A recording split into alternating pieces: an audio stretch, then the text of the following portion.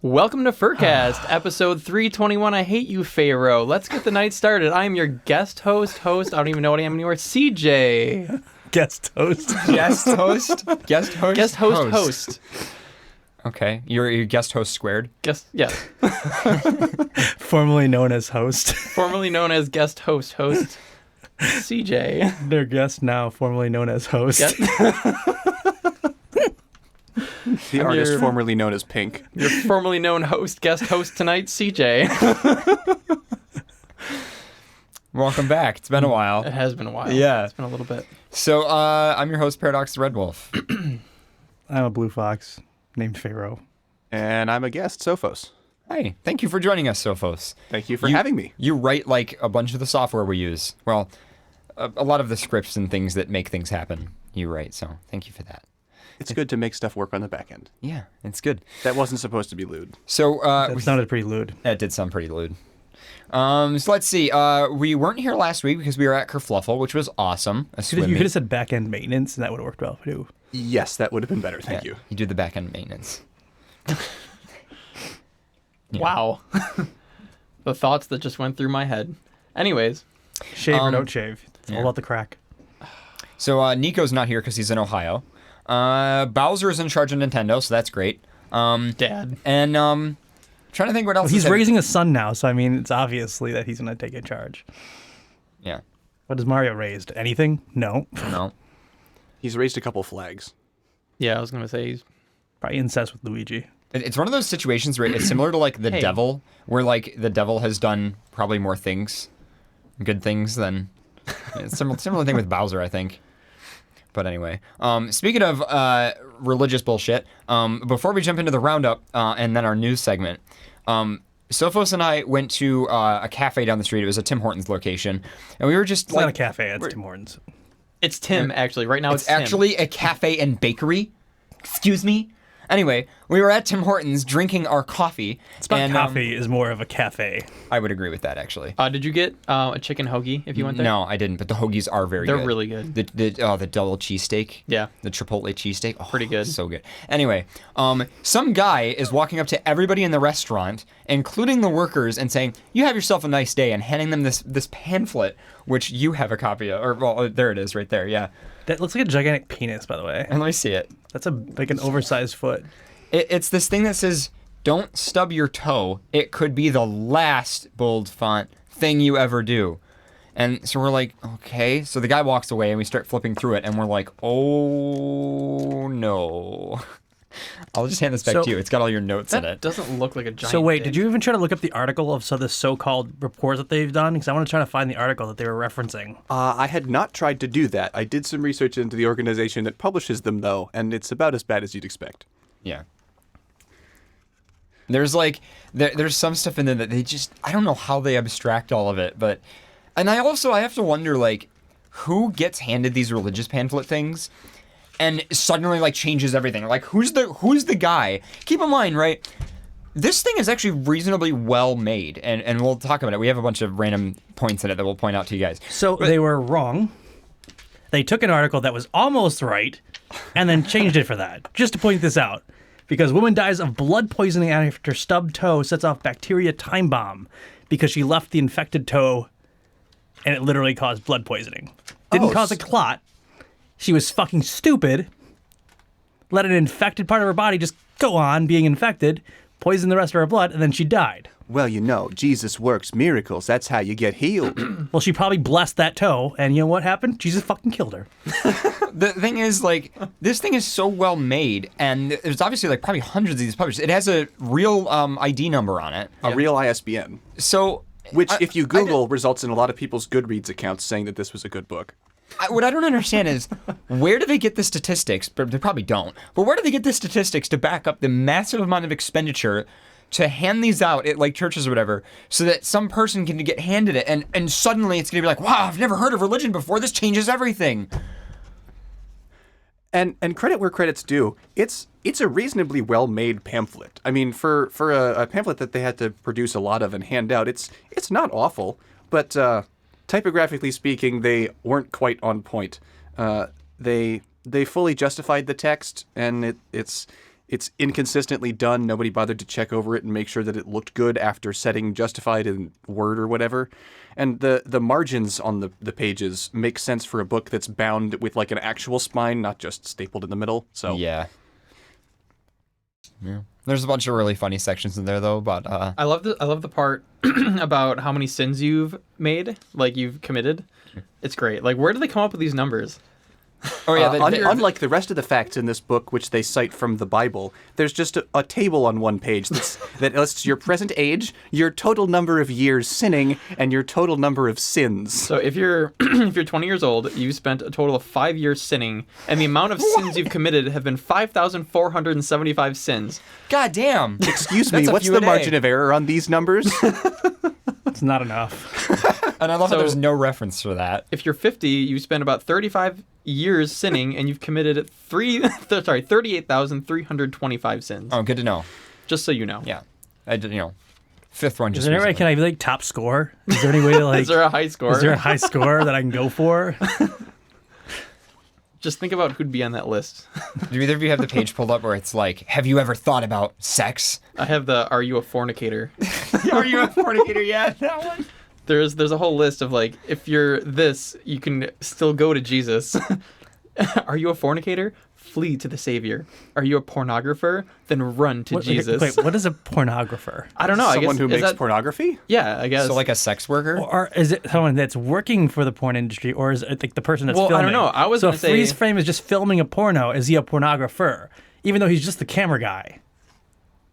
Is that a I sin? think. You gotta ask Jesus. Run to him. That's what it says. Run to him and ask.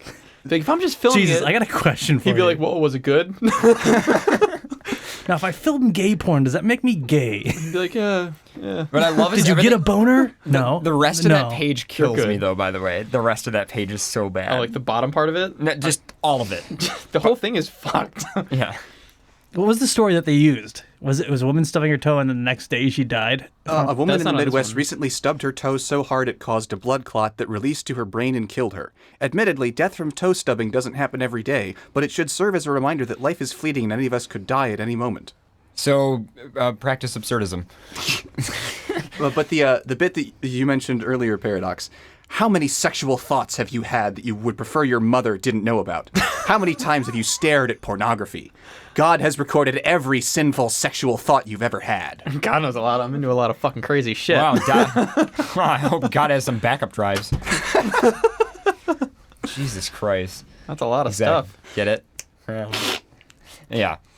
Did you always happily obey and obey and honor your parents? Were you ever disobedient or disrespectful? You and I were no different than the little monster children we see at a McDonald's playland. What the fuck? What's wrong with those kids? What happened to love thy How neighbor? did they abstract to that? And it's called McDonald's Play Place. Come on. Yeah. Wow. That's pretty good though. That's Oh, funny. God. What's the other one? For the What bothers me about that one that's like, are you a fornicator? Is it's like, are you a fornicator? Are you a pornographer? Yeah, It's okay. hold on. Like, God still. Yeah.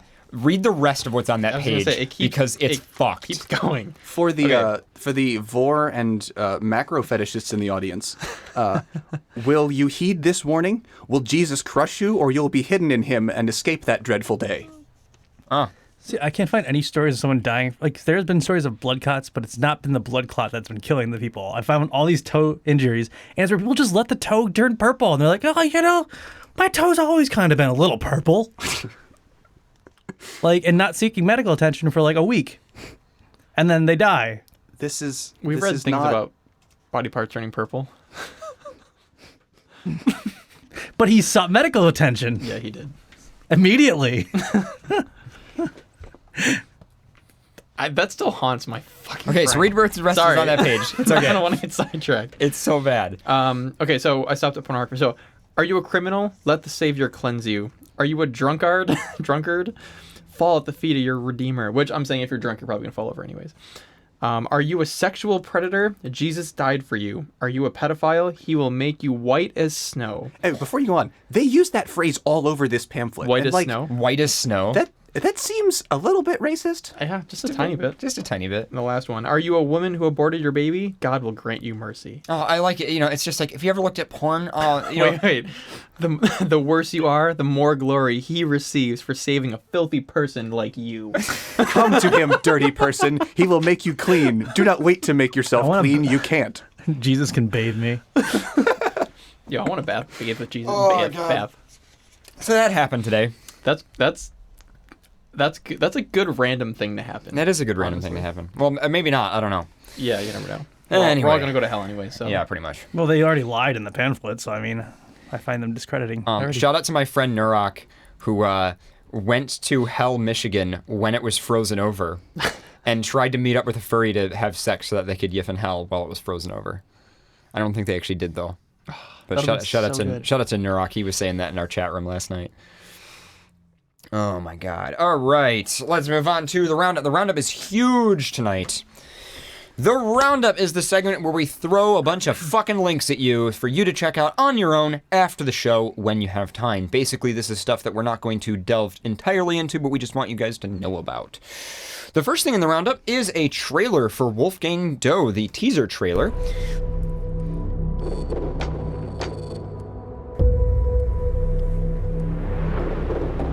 And it is basically a full movie with some like kind of fursuiter characters in it. Deshalb ist es Ihre und Does Aufgabe, Hinweise zu finden, die den Ermittlungsvorgang. It seems like a very serious film. But yeah, you guys can check that out. Didn't we show this like a long time ago? Yeah, it was a different it was a scene. Oh. Okay. Yeah, and now the whole Still just reminds me of what's it called, Danger 5. It does, yeah, a little bit. Great headline from The Verge that I just had to share with you guys. Earth is dying and this couple is crowdfunding a sex button. And basically it is this, apparently normal people need this. It's essentially Millennials have killed many things. And now apparently healthy sexual relationships. So apparently normal people need this. It's Cable television. It's basically a button. How did millennials that you kill press, golf? And when you push this button, it doesn't do anything. But then when your partner also pushes the button, then it notifies you guys that you're both interested in sex. As in, it's because people are too afraid to ask their partner, Do you want to have sex? do you want to have sex? Because that's awkward. So this button will like glow or whatever and let you know. I gotta go. The sex button is glowing. I really hate this. I don't like that at all. I don't like the sex button. The sex button needs me. Desire That's may be been canceled canceled using a using a 4-second button hold. You just Oh decided. shit! I accidentally hit the sex button. I don't have sex. Hold on. I need to cancel Abort! Abort! I need to cancel my desire. I need to cancel your Can desire. I cancel my sex order? Oh my god. So wait. Is there I feel more, like, how much did they crowdfund? I feel like that already? would Can you- cause. So I just feel like this is great. So what if one person is like super horny and the other one's not? So like you just get blue balled essentially by your partner, like, right? Because they're not going to answer you back. They don't want to have sex with you. Well, no, it doesn't notify the other person. So Yeah, you so both then have to you're- press the button within a certain period of time So for it you're to send you sitting both there. a text. So you're sitting there super horny, waiting for your person to respond, but they never do. So like, The ones if you just like jerk off, and then all of a sudden the button glows green, and then what? yeah, then you're like, shit, I just jerked off. I'm not horny anymore. Like, Oh wait, there's taps. 15-minute consensus window may be increased up to 24 hours using additional taps. oh my A god. consensus window. That's a show title. Can we buy this? Oh, one set of they're cheap. They're $44. For two? For pair? Yeah. Do we get two sets for? Can we auction these off? Is that on the like show? one for home and one for work? As funny as this is, can I just say that it's kind of sad? Wow! No, it got $17,000. Yeah, 17 grand out of their $7,500 goal. Can we please buy these and then like give them away as prizes on the show? Why? Because these are awesome prizes. Can we buy the most obscure shit to give away as prizes? Like, oh, Here, a sex button. I feel kind of bad for normal people. If you need a sex button to ask your partner to have sex with you. Like, just be like, hey, let's have sex. it's a 24-hour consent window. I mean, All right, next, Freedom of Form had a cool tweet talking about anatomy in anthro beings and essentially like the muscle structure and the bone structure, and they had like a whole thing on their website about it with like diagrams and really interesting stuff. So yeah, if anybody's interested in that, you can check that out. Next in the roundup, this happened. Some 4chan kid, I would assume, named Pablo, probably shouldn't give him any views. Anyway, he made this live stream called Furries Are Disgusting, and You are our hero. and it's like I think he was 15 or whatever. Well, anyway, he made some videos called Furries Are Terrible, and of course, tons of furries followed him. He had like no followers before that, so it was a brilliant play to get followers. Anyway, I actually called into it because I was watching it with a bunch of friends. We were having fun. A day later, he made a stream saying furries are amazing, but it was really dumb. So that happened. Next, this is a really good read from Vox. What to do when the art we love was created by a monster. Whether it be a music artist that you find out as an asshole, or a movie that you like that has an actor that turns out to be a rapist, horrible, shitty person. Like all their old stuff, but not their new stuff. Yeah. Basically, it's a neat article, actually, about like the perspectives that you can have. And See, the how to time learn it from was you where they didn't know. convicted. So until they were convicted Everything or prior accused, is okay. everything prior is okay. Everything after the conviction of that notice, is just, hearsay. So it's like, this was after. This is out of bounds media. This is post-release. No. That'd be Go good. back to your foxhole.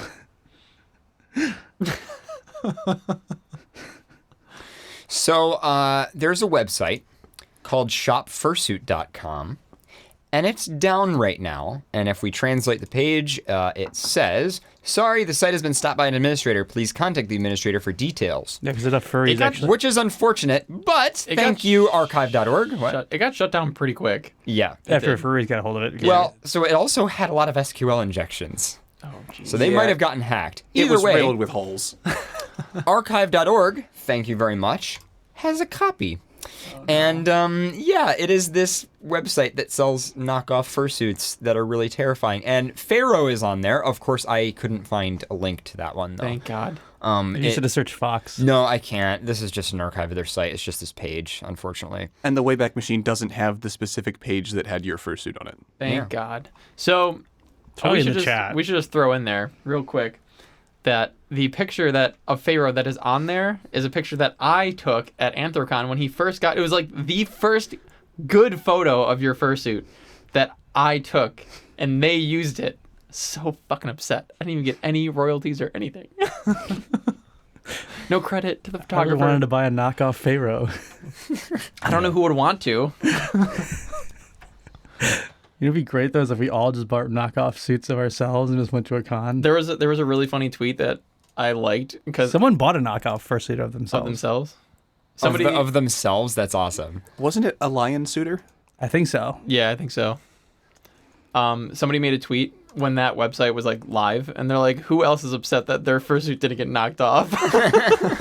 I'm like, I'm kind of pissed. Like, come on. Yeah. That was funny. Shout out to Avwuff, who posted a YouTube video of the Furry Cruise. A bunch of really cool time lapses and stuff. I like the time lapses a lot, especially the boat just driving out to sea. Yeah, there's some awesome videos. But yeah, so it's all of a bunch of furries having fun on a cruise ship and dressing up in suit and everything. And there's a bunch of videos of them doing stupid shit and going around. But yeah, essentially it's a bunch of furries on a cruise ship. Of course, there's regular people there too, so it's them walking around with other people. But yeah, so shout out to Av that's posted on his YouTube channel. let's do it. Let's go furry cruise. I would if it weren't for money. Yeah, But it is kind of pricey. It is kind of pricey. But I believe Keat is the guy who runs it, so shout out to Keat. Not always, because sometimes you can go to travel agencies and actually you might be able to get a cheaper booking for that, like outside of the cruise set. So Yeah. like if you know when they were going, some travel agencies have deals where it's like all exclusive. That's what my parents used to do all the time. Yeah. I've been on like 7 cruises. But yeah, so shout out to Av for posting that video. I love cruises. Speaking of Av, the guy right here in the blue suit that you can kind of see in the corner of the video, he's the same guy that runs Kerfluffle up in Toronto, which is the event that we went to. Now, not that event, but the previous one that they did, which was a second streetcar party. So they did one streetcar party before. Well, turns out they did another one, and Arctic posted that video. Basically, they charter a streetcar in Toronto, and they fill it with furries, and it seemed like an awesome time. And the best thing ever in this video is all of the reactions from people as they drive by, which there's a lot. Because let me see if I can... But there's all kinds of people lining up with restaurants, all the paws sticking out and everything. But yeah, I want to do a streetcar event so bad. It does seem pretty great. This is Dundas Square there. There's Jib Cody.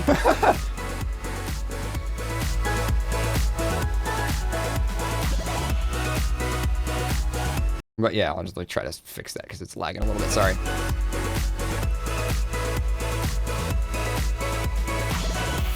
So it's them having fun and doing cool stuff. And let me see if I can find...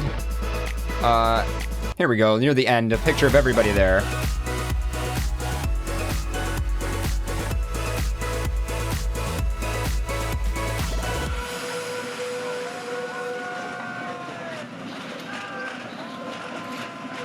So yeah, pretty good idea for an event. Tails on the rails. Tails on the rails. And shout out to Arctic Skywolf for posting that video. You should subscribe to his YouTube channel. He's got a lot of videos like that. Next, in the roundup, Furry Week in Atlanta has announced that Mystery Skulls, as in the people who made this track,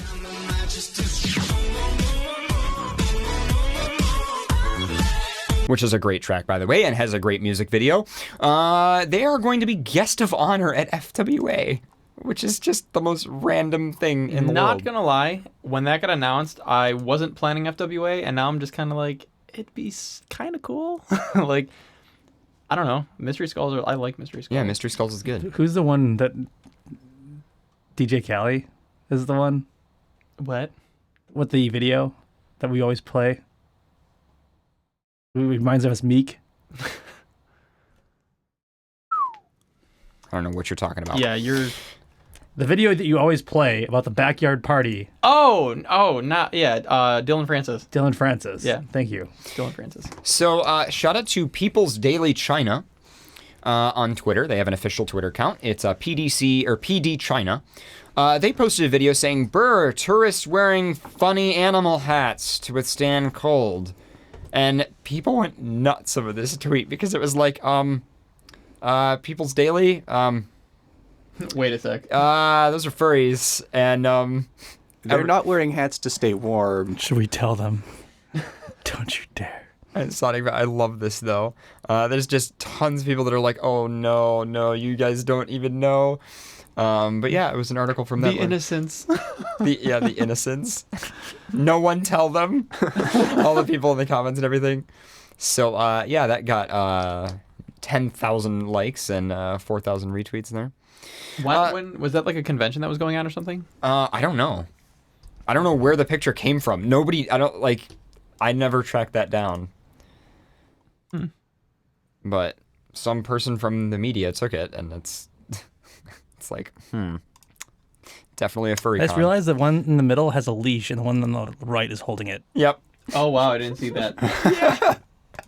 It's pretty great. Interesting. So Just noticed. Just trying to stay warm. I'm just trying to stay warm, guys. You know, they say body heat really helps. Yeah. It's just really hard to see. They're senile, so we just put it on a leash.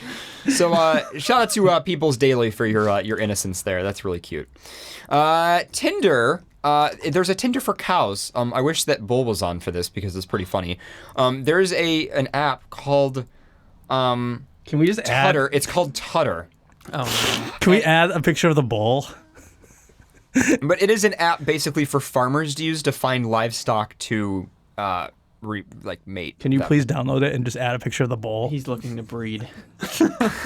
Oh yeah, like just a picture of like his persona. Just be like looking to breed. Please swipe right or whatever Swipe it is. right, yeah. That'd be great. Swipe left, right. What is it? I don't know. I don't Tinder. Which is Tinder yes. Left, right. I think it's right.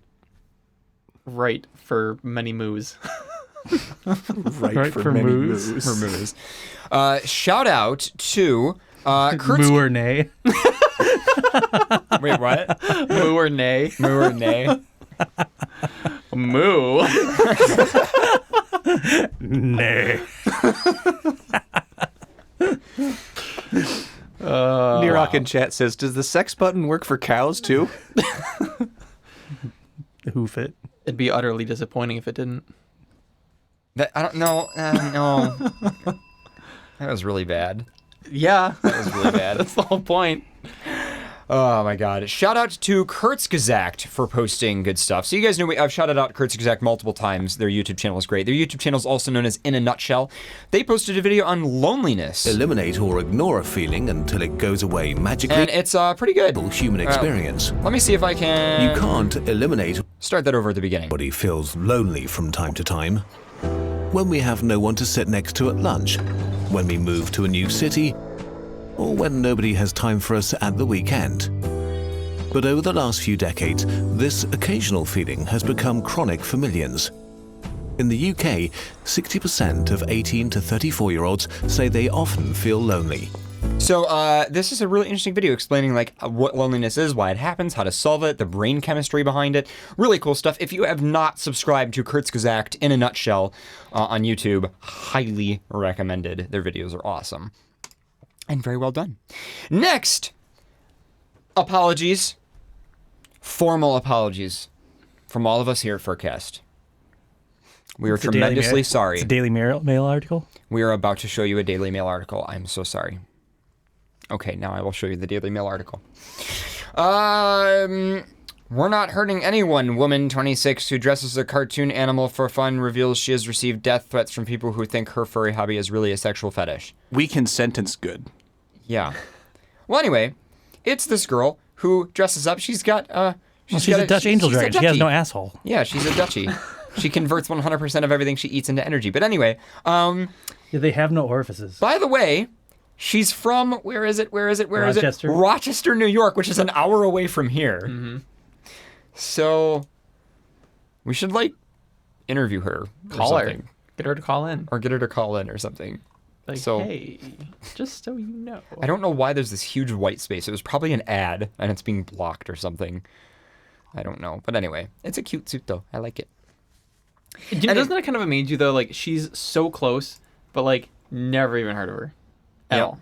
And we found out about her from a Daily Mail article, which is Yeah. a British website. Just I don't know. What did the article say?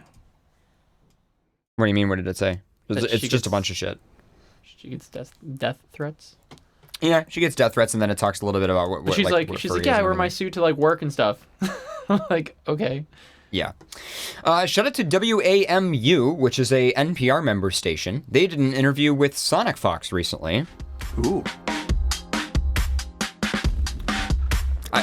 I love how we've never had him on the You show. are playing I know. against other players, and some where you're kind of in a sandbox, a lab, as you put it, where you're not really playing for real. Yeah. Every single that's not for say it's not playing for real. It's just like upgrading yourself. Every single fighting game has a training mode where you can learn and practice against the AI and really like discover like things you might not have known before. Maybe whether it be new combos, new setups, new strategies. So yeah, shout out to WAMU 88.5. You can check that out on their website, and we got a link to it in our notes. Next, this was freaking cool. This artist did some art inspired by the new Ubuntu 19.04 release, which is going to be called Disco Dingo. And so this artist did this incredible concept art for it, which of course tons of people are now using as their wallpapers. Bonus points if it's your wallpaper on Ubuntu. But yeah. Dingo ate my baby. Dude, I like that. That looks really nice. We talked about that dingo thing recently, by I the know. way. We looked In the it up in the kitchen. kitchen the other day. While you were making cookies. Yep. About where that came We from. were trying to figure out, like, we always made the joke, a dingo ate my baby. Where the fuck did that come from? I think it was a movie, right? No, No. there's a huge history behind it. It's like the O.J. Simpson trial of Australia. Well, no, it was an actual incident where a dingo ate a baby, but I thought... No, well, That's what we're kind but of. do you know how huge that was? What it was is this family was camping and a dingo ate the kid, And the parents reported it saying, "Oh my God, like our child is missing. We're sure this dingo ate it." And the parents got arrested. And the mother, I believe, went to prison for years. And it wasn't until years later, 2012, they found some evidence or something that proved that, yes, actually the dingo did it. So years later. 30 years after. So finally, they figured out dingo did it earlier, but it wasn't until 2012 that they actually changed the the death certificate for the child to a dingo as the death.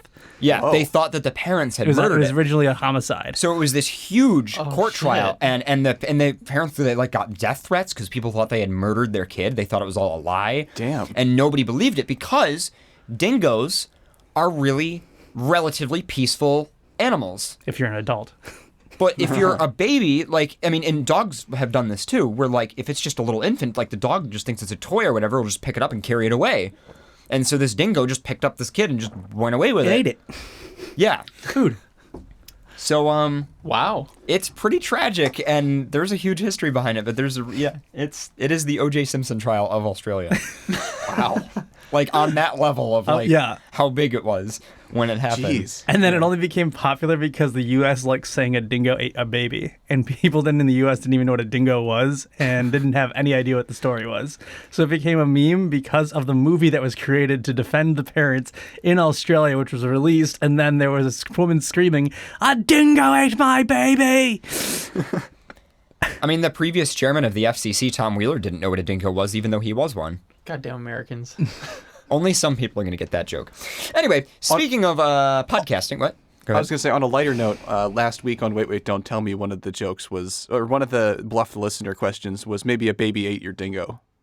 That's pretty great. So shout out to NPR Training. I know a lot of you guys are interested in YouTube and audio production and stuff like that. Well, first of all, NPR Training is a great resource if you want to learn how to produce stuff. But the NPR Training website had an article called "Wanna Start a Podcast? Read this first." And it's actually a really good article about here are things that you need to consider before you start a show. Can you be dedicated? What do you want to accomplish? What makes it distinct from other small podcasts? Why do I listen to FurCast? It's a pile of garbage. Why do we do FurCast? Why am I here? All of these questions, some do's and don'ts, things to do, things not to do, stuff like that. So it's a cool article. Next, tons of people sent this to us. This Estonian couple tried to rescue this dog that was in freezing water, and they took it to a vet, and it turns out it was a wolf. It was apparently very calm because it had low blood pressure. Although apparently it seemed to behave even when they figured out it was a wolf and promptly put it in a cage and then contacted the correct authorities to deal with it. But the poor look at this good boy. So cute. He's so cute. I'm so glad that they saved him. I don't know. It'd be cool if someone had adopted them and they were like, "Oh shit." Real talk though, that looks just like a wolf though. If you were. Well, keep in mind though, when they took it out, it probably did look more like a dog. Yeah. Because it looks it's completely covered in ice and snow. No, it still looks like a fucking wolf. It still looks like a wolf. To me, it does. It's also only a year old. According, in the article, they say a local hunter identified it as only a year old. So I guess they just saw it was about dog sized and said, "Oh, we should save it." I would have kept it. I'm glad they saved it for sure. Yeah. But it definitely just looks like a wolf. I would have just kept it. And finally, this is my dog. is insanely ridiculous. Somebody linked this in the FurCast Telegram chat earlier. It is this white paper called Optimal Tip-to-Tip Efficiency, and it is this full abstract mathematical documentation on how to jerk off two people at once. And it is the weirdest. Go back up. It is the weirdest. Oh, yeah, that's Girth's side. No, go back down. What? Go keep the image right there. I just like that. I don't know. Yep. So, wow. Consider the first stimulations of the audience member in isolation. We restrict the presenter to using a single hand and the member of shaft assumed to be a perfectly cylindrical of some girth, D. All shafts are assumed to be rigid at the time at which stimulation begins. This just goes on and on. This was a mathematician. They mathed it. Yeah. Yeah, look, what the fuck? There's fucking calculus in here. Gratification. Wait, that's the gratification formula. Yep. Observe that the greater penalty for mismatch is paid in the shaft-to-shaft scenario, and that in both situations, no jerking is possible, and the shafts cannot bridge the height difference between the individuals. Oh my god. What is this? So they're saying that if you need to move your hand back and forth between two shafts and they're a different size, it's talking about The hand is assumed to be taut around the shafts. Like, what the fuck? It just goes on and like the fucking graph. It's 12 pages. It's like, this thing is ridiculous. I don't know. What the fuck? I forget who linked it in our Telegram I love the chat. theorems and everything. But yeah, so this is optimal tip-to-tip efficiency, a model for male audience stimulation. Talk about a good read. Is there any other written out by this person? Can we find out who the like? Uploaded by this person. Nope, that's it. That's what they specialize in. A probabilistic model is introduced for the problem of stimulating a large male audience. Double jerking is considered, in which two shafts may be stimulated with a single hand. Both tip-to-tip and shaft-to-shaft configurations of audience members are analyzed. We demonstrate that pre-sorting the members of the audience according to both shaft girth and leg length allow for the most efficient stimulation. So basically, it's all about how do you stimulate, with one hand, how do you stimulate a large group of people the most efficiently that you possibly can. You need to find height differences. You can't have a type. But it also talks about grouping them based on when they last were pleasured. Because if they were pleasured recently, it will take longer to get them off. Yeah. Wow. And if you pleasure one person, but not the other, then you're losing efficiency because now you're just jerking one person off. Yeah, not two. Not two. So you gotta group people to make it the most efficient. Wow. I just love. I don't remember who linked this. I'm sorry. I think it might have been FurPen. It might have been. Was it FurPen? Just what the fuck? There's so much to it. I mean, jerking people off is pretty complicated. Mathematical masturbation. Honestly, it is. It is kind of tough. Yeah. That's not even a joke. Like masturbating. Well, is other that going people. for pleasure or for efficiency? Because I don't know. I don't know. Part of the intro to the paper specifies that their goal is to minimize the number of strokes required to reach orgasm for both people being jerked. Minimum stroke value. This is interesting. Are you learning something today? I'm reading the theorems, which I don't understand any of these equations, but holy shit. Well, the variables are predefined in the article prior to it. So, I mean, if you read further up, you would find out what the actual equations meant because you're actually defining all variables in the actual mathematical equation beforehand. But it's very legit. Like, somebody put a lot of effort into this. Yeah. So yeah. And it's Wow. like properly typeset in LaTeX, like a real mathematical paper. Yeah. What if this was like somebody's like final project for like college or something? What if and some they're, like, professor had to like proofread it? and they're like, and yeah, approve it? Yeah. this is correct. The perpendicular jerk. The perpendicular jerk. That's a good title. Oh my god. Wow. Well, I think a lot of this has to be proven. You know what I'm saying? Yeah.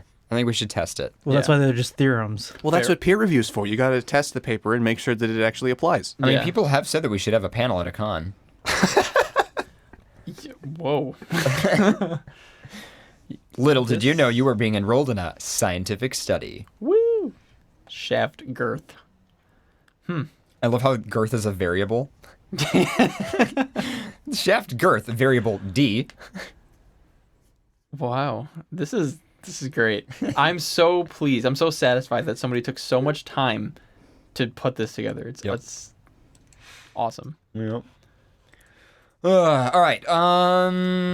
Shall we? Anybody have an article that they want to start with? There is the 1% thing. We can jump into. Or we could talk about Adam Levine's nipples. Wait, what about Adam Levine's nipples? Am I missing something? It's one of the articles. Yeah, it's an article. Oh, it is? Yeah. Oh, I didn't read that yet. Yeah. Anyway, I'll let one of you guys jump into. Pharaoh's looking up something else and being silent. So, actually, if you guys want, we can go on a break. Do you guys want to go on a break and then do news? Sure. Yes. Actually, yes. All right. Cool. Sounds I'll do a good to break. me. All right. Let me load up all the stuff. Random reminder, new shoutouts, because it is the middle of the month. If you expected to hear yourself in the shoutouts and you have paid money, and you were not in it, please send me an email Everybody that paid should be in the shoutouts. I did my best. I cross-referenced everything. I double-checked everything. But if it's not, don't get angry. Just send me an email. I will fix it. And that's pretty much it. So we'll be back. You're listening to FurCast. Support for FurCast comes from Patreon users, including Shaman the Photon Wizard, Fayun, Energize the Wolf, Sweetie Darling, Barnaby Fox, Midnight Plasma, A New Fox, Binary Pause, Fireline Coyote, Code Yax, Ren Yami the Mass, Tukiri, Lieutenant Fox, Doxy, Arceus the Tiny Tiger, Jake the Otter, Mayru Snowmew, Jeb with an uppercase E and a lowercase L, D Otter, Ski Sharp, Nether Lynx, Frost Wolgon, Static the Scrap Goat, Taru the Yellow-Nosed Doggo, Archon the Four-Eyed Dragon, Jax the Husky, Decibel Fox, Zoopy Zo the Oreo Tiggy, Fuzzy the Fox, a certain horse, and Gaia Wellen. Additional support comes from social media. Twitter users: Commander Wolf 3, Alpha Werefox, Kazro Fox, XSS Fox, Cody Boopers, Demonic Vel, Drop Table Foxes, Dapper Panther, Jesse A. Carver, Cyrus SL, Mike Chrome Fox, the other Commander Wolf on Twitter at FurWolf99, Malactus on Twitter at VirtualFox, Z-Leg on Twitter at Stealthy Dragon, 12 on Twitter at The Lion Thing, Shua on Twitter at Pulsing Panther, Coda Winter on Twitter at Dakota Wolf 12, and from YouTube channels, Hayu Martin and Joe G. Bear. Additional support comes from Devin D. Parlett and the Furry Hockey League at furryhockeyleague.com, Macrowolf at macrowolf.com, Shisha Sheppy, who's a good boy, record not found in table Foxes with primary key Dark Fox DK, Harryhoo Inkpen Mouse at harryhoo.com. Please stay out of the designated tar seating on public transport. This is a public service announcement by the Quadruped Care Foundation and Nadia Mayer. Silver Moonshine, fursuit maker and future pup you fur. At Alligator300 on Twitter, creating pixel arts and being a filthy hybrid since 2012. Tantru, with World in Rue View, providing furry news since 2015. Patty, who says what Socks says is true. Socks, who says what Patty says is not true. Nectris the Koi Dog Rogue, furry tabletop enthusiast since 2009. Raiko's furry fortune-telling at its finest. Message them on Telegram at Obsidian Fox. Saucy Fox, who says, I'm trash. Raccoons HMU. Fishmeister Cod, still not a furry since February 2011. Sorcerer Dale, the Kilted Dragon. Find me on Telegram at Sorcerer Dale. Fisk_Mac Taggart on FA, will draw for food. Cody's Customs, specializing in gas and diesel truck. Wait a second. Cody's Customs, who says Jesse is the best kitty? I mean, it's your money. If you want to waste it on something that's plainly obvious to literally everyone in the universe, that's your choice. I thank you for it, but it doesn't really need to be said, But thank you. Cody's Customs, who says Jesse is the best kitty. Well, it's true, and it's also true that Cody is the best customs. Max Shepard, who has been watching since the Bacon Felony. Little Sunshine and Scootaloo with the unofficial XBN Xbox app at patreon.com/horseapps. FurCast's #1 wimpy fan, Tyler the Wesky. Chris Tail on FA, specializing in toony art. I'm a couch and you can too. Find out more on Twitter at SignAutar. The Church of Issoir, worshipping lynx since the year Tuft.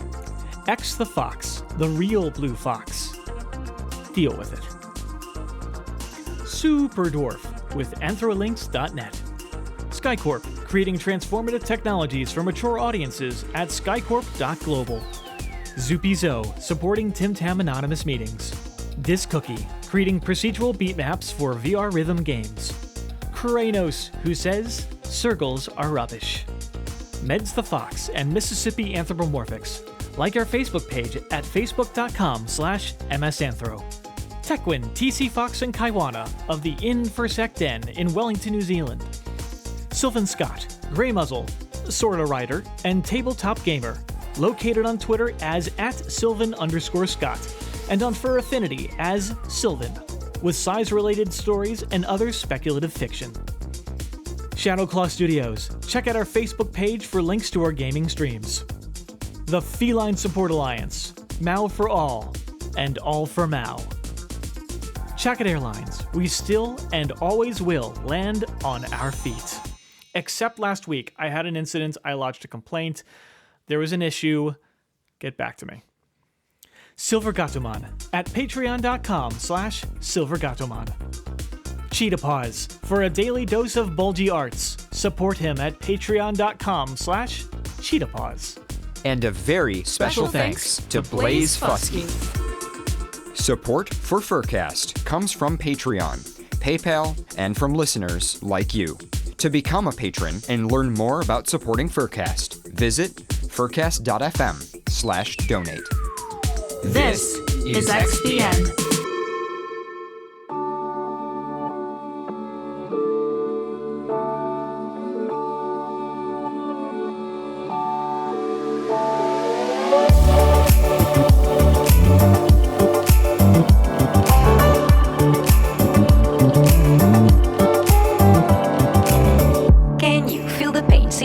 Trouble in your brain, anger you retain, pressure rocks you like a hurricane. Is it time for you to jump into the next train? Change of hand, make a stand, I can see your heart change. Wake up, no more nap, your turn is coming up. You feel lazy, but stop the fantasies and bubble dust. If you need to hear, go for it. I will teach you how to feel the things so close to you, connected all.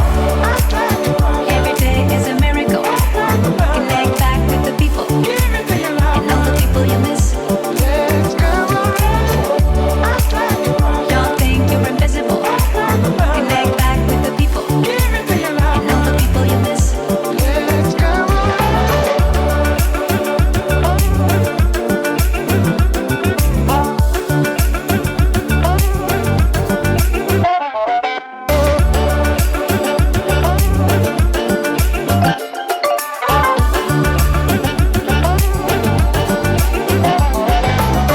Would you show your head? Would you text me from your rest bed? Running from the dead in the battle of cyberheads. You should think twice, cause they will make your brain melt. New device, better price, keep you feeling impressed. Stop it all, every day we'll live a miracle. Unpredictable, you don't need an upgrade anymore. Can't you see the link? Don't worry, I will teach you how to take the pill to feel the thrill and touch it all.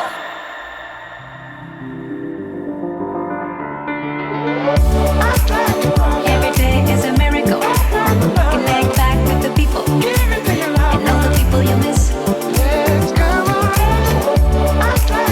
Don't think you're invisible. Connect back with the people and all the people you miss.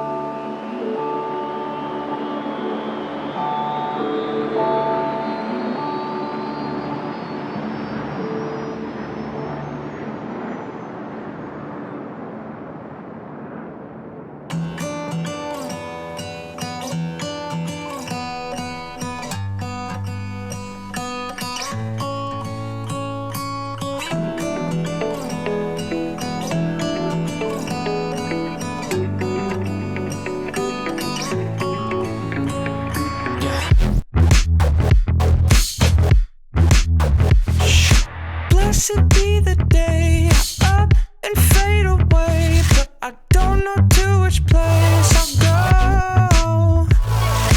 Memories erased, instantly replaced with an information overload. Looking at your life and man, it sure looks nice, but do you have a filtered soul? Don't forget to stay the way that you were raised in this information overload. So how's it feel? How's it feel? So how's it feel? How's it feel?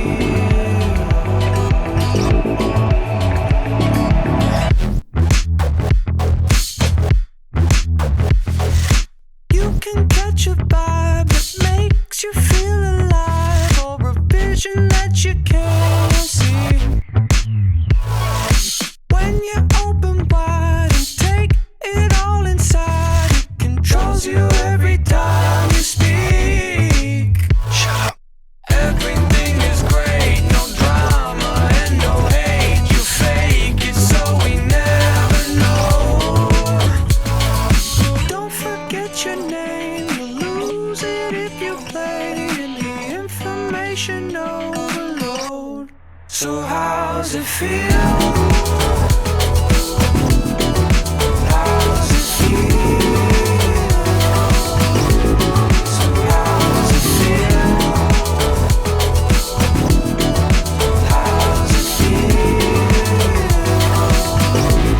Yeah, oh, I'm looking at your life and man, it sure looks nice, but do you have a filtered soul?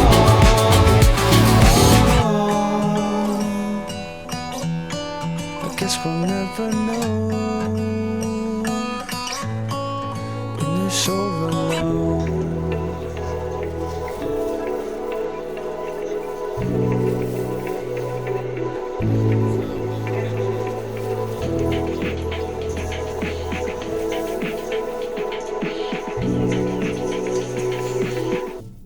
So how's it feel?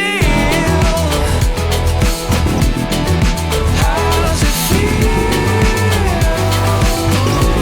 So how's it feel? How's it feel?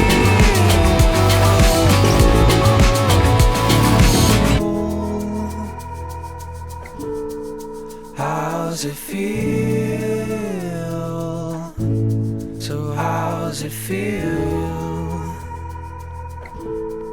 How's it feel? This is FurCast on XBN. One more track. This one's called Ghost by Mystery Skulls, and the music video is amazing. We'll be back after this. Cause the world might do me in. It's alright cause I'm with friends. Cause I'm giving up again. It doesn't matter. I've been feeling like a ghost, and it's what I hate the most. Cause I'm giving up again.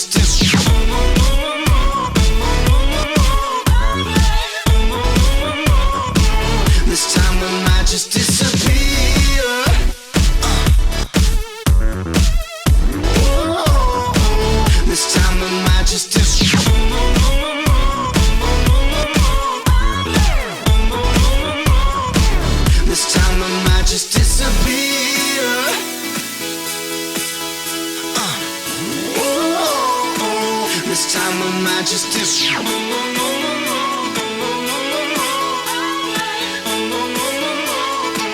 This time I might just disappear.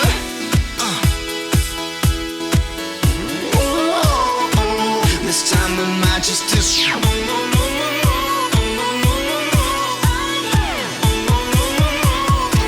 This time I might just disappear.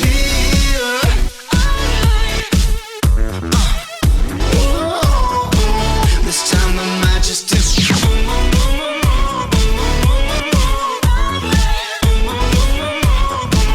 This time I might just disappear.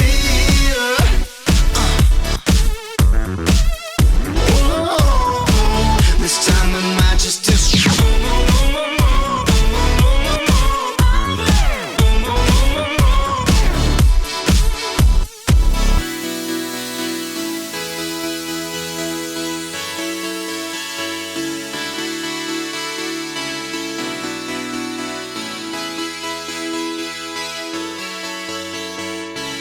Welcome back.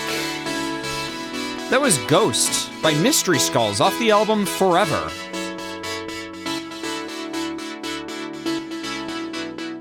Good stuff.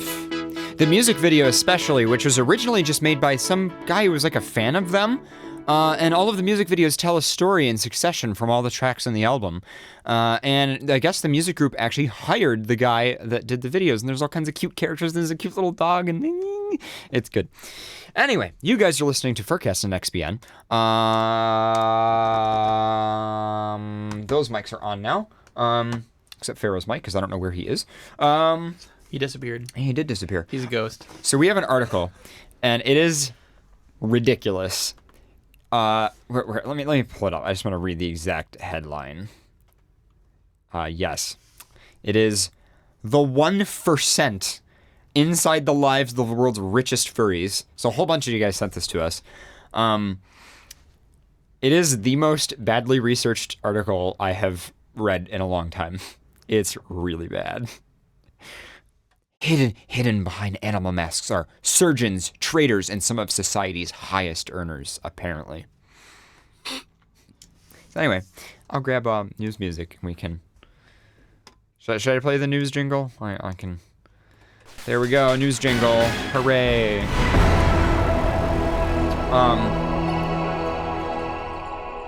I'm not going to use our normal news music, though. I'm going to use this instead. Actually, wait. Hold on. I'm trying to think if I have any, like, classical music. Ooh, that would be good. Yeah.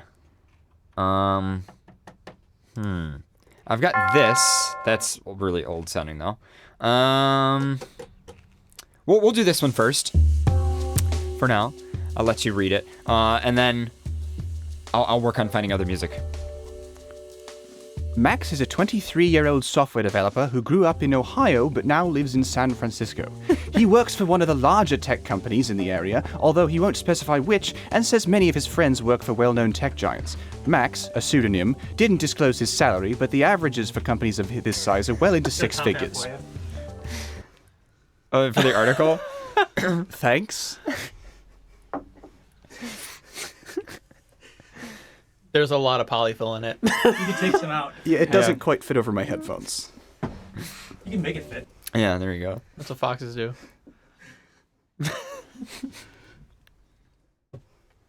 Make it fit. It looks ridiculous. Perfect. Okay. The image of Max you have in your mind right now may be that of a Silicon Valley tech bro, a gregarious, cocky young man that brags about his paycheck and has a penchant for flashy cars and extortionate gadgets. But his personal passions couldn't be further from that stereotype. Max moderates one of Reddit's biggest Max moderates one of Reddit's biggest forums, r/furryirl, home to over 54,000 subscribers. He is what's commonly known as a furry. Furries identify as animal characters with human traits and like to dress up in animal suits to show off their fursona. They go to meetups, comment in online groups, and attend conventions just like any other shared interest group. They are also often misclassed as engaging in a form of sexual fetish, but while this exists, it represents just a small minority of the furry community, which is better described as a fandom. You're like keeping up that accent really well, by the way. Thanks.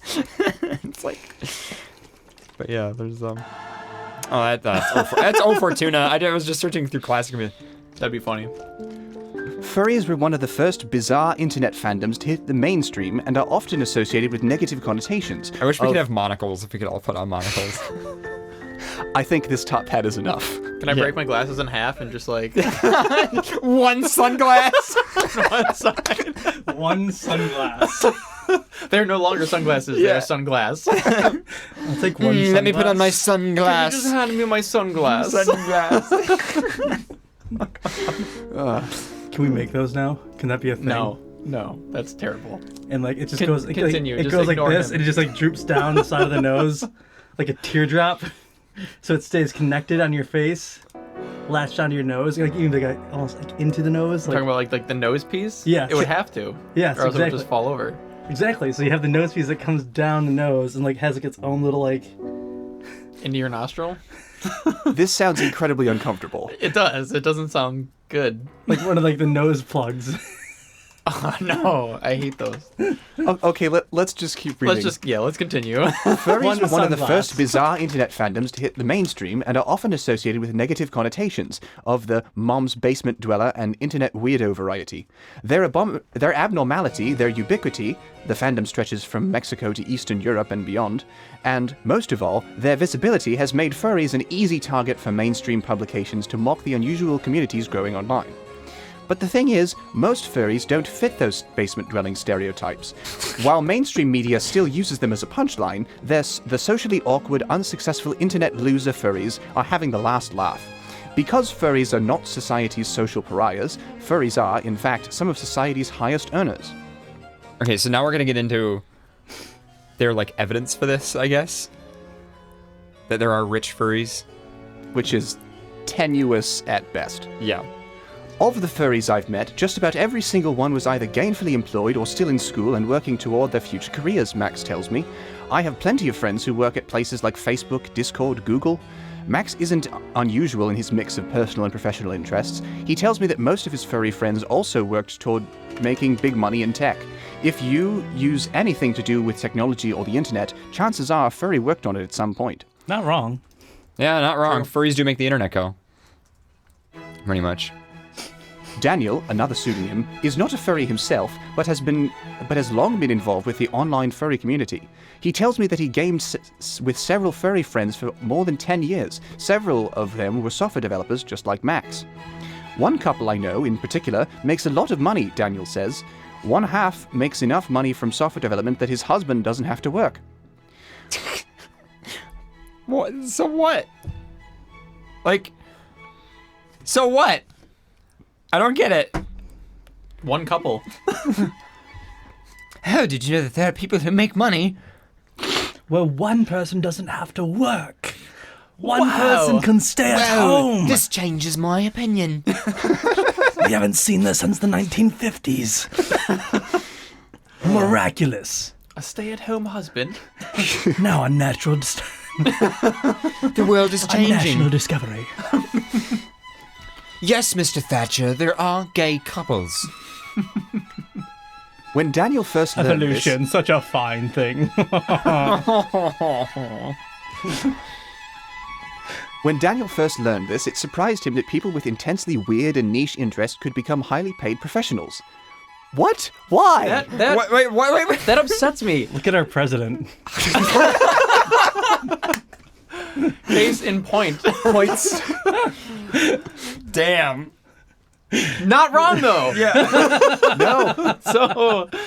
So there's that. Moving on.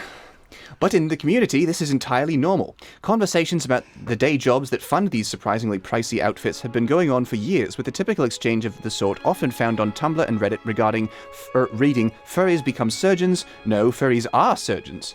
One popular comment on a post about furries working in finance reads, "Damn, why does this whole fandom seem to revolve around money?" There's a reason for this. The outfits worn by furries, also known as fursuits, with most, yes most, costing hundreds if not thousands of dollars. Hundreds if not thousands. The number of Reddit questions about the cost of fursuits is in the hundreds, dating back nearly 10 years, and while different users claim different price points, the common figures quoted in r/furry are roughly $500 to $700 for a partial suit, i.e. head, tail, feet, and hands. Okay, I just want to point out that this journalist went to Reddit. Yeah, I was going to say at the end of this paragraph, all of the research here seems to be done on Reddit, which is And maybe Tumblr. not the greatest. Wikipedia journalism at its finest. And around $2,000 for a full one. Those with special features, such as scales, can go for even more than that $5,000 mark. And many forums have users quoting fursuit auctions where full suits have gone for $10,000. And you're just stating earlier in the chat that most fursuits now for a full fursuit's like $5,000. Yeah. For some of the nice ones, yeah. Well, For yeah. most. Most. I would Suits. say, because I wanted to get another suit recently, and I was doing some shopping, and I literally couldn't find any full suit for under, I would say, $35,000 to $4,000. Wow. Damn. When I got my suit, my first and second one, they were both like $2,000. No, I mean, that's great. I'm not complaining. That's awesome for like the artist to be able to be making that and much the money. bar is so high now. Like new suits are like every new suit that I see is like stunning. Yeah. But there's no way I can ever But afford $5,000 I was looking at that side of it. I'm like, from here on out, basically, that's going to be the bar. Like, if you want a fursuit, you're like, from like a higher maker, you're From spending any at least, maker. From any maker, you're spending at least $4,000. $4,000 now. Yeah. So that's like, I'm out. I'm tapping out. Like, fuck that.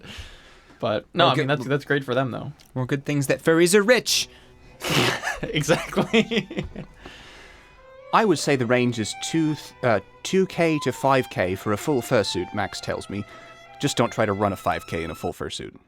Unless you really like being dehydrated. Or death. But sometimes That's they high can be much society. more. Death is so... I have money. I'm not going to die. Death is a poor people thing.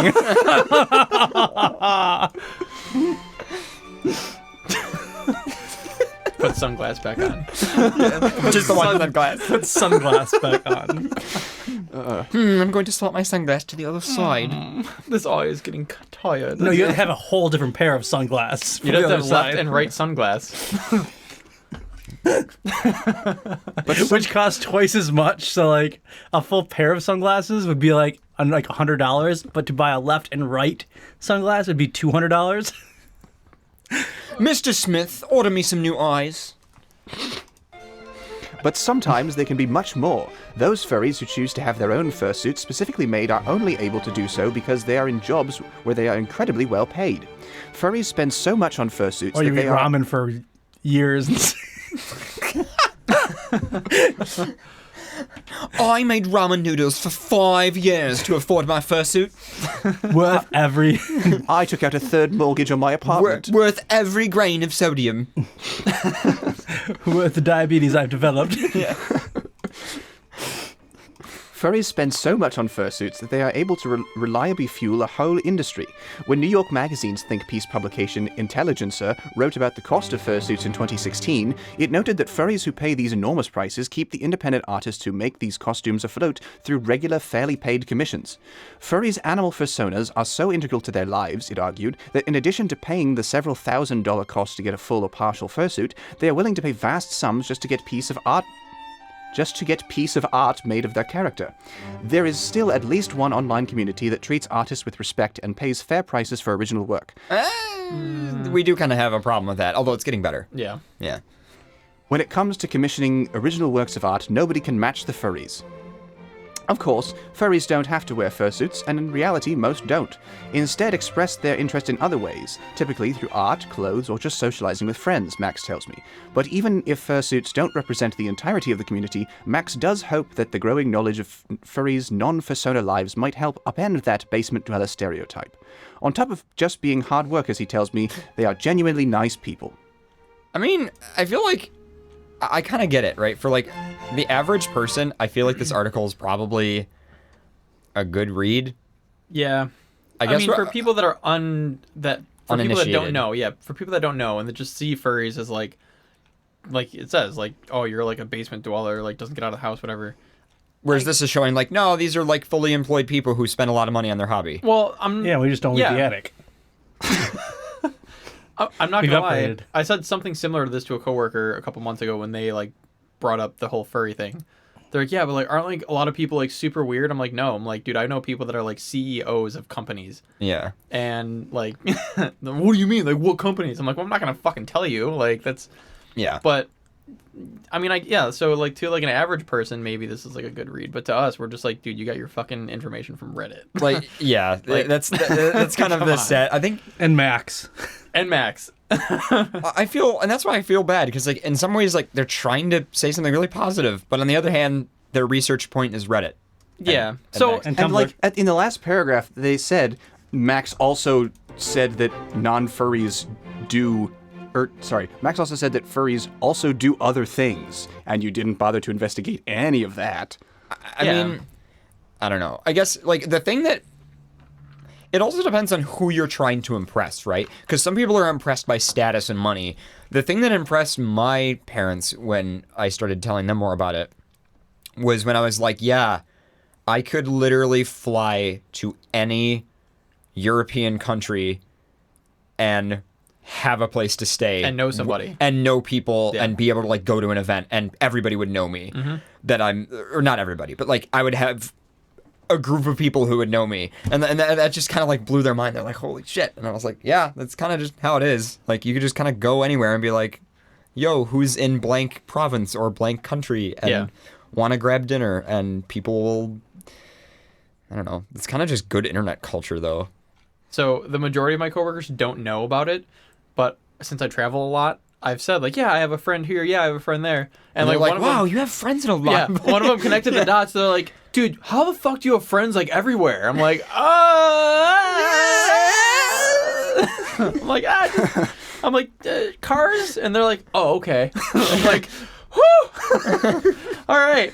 But yeah, I mean, it is cool for that aspect too. Like we know people and are good friends with people all around the world because of this. So like, but no, we all make a lot of money. Yeah, we're all. That's super really what rich. it's about. I'm just gonna leave and just jump in my Ferrari and drive home. All right, let's take off the British hat. Oh, come on, it looks good though. It did. Here, let me see it. I don't want it. I want to put it on Figaro. Aren't you a cat? No. I'm a wolf. So you are a wolf in a hat? Yes. Can I do it? You think so? I think it's a bit top heavy. I don't want to spill anything. Go. Ah, it's close. Let me try again. Give me. Steven. Anyway. Aw. Fair enough. So hipster. Anyway. Can't even wear a hat, top hat right. Wolf in a hat. Wolf in a hat, yeah. See, I want to. What if I'm just gonna recreate all the Dr. Seuss stories, but with wolves? The wolves just eat everything, and then the story ends. 10 out of 10. Green wolf and ham. green eggs and green wolf and ham. No, it's green eggs and wolf. I don't know. Fox and socks. Wolf and socks. Wolf in a sock. Wolf and socks. Wolf and socks. So stupid. Dr. Awoos. No. No. That was bad. That was actually pretty good though. It was good, but it was bad. Good bad. Well, if you guys will excuse me, I gotta go perform surgery on somebody, so. Yep. Is that the end of the article, pretty much? Yeah, that was it. That was it? All right. Cool. That's Mr. Dr. Professor CJ to you. God. All right. Pharaoh, do you have a... Okay, time out though. Has a fursuit actually sold for over $20,000? I thought the highest was 14. There was those ones on FurBuy, which sold for over 20,000. I don't know. I don't pay any attention to that. I don't either. I'm just wondering about that certain statistic. Femboy foxes in knee-high socks. Hamsters in high tops. Dr. Seuss is rolling in his grave. He's like, fuck these people. I hate furries. Little did you know. One wolf, two wolf, blue wolf, Sue wolf.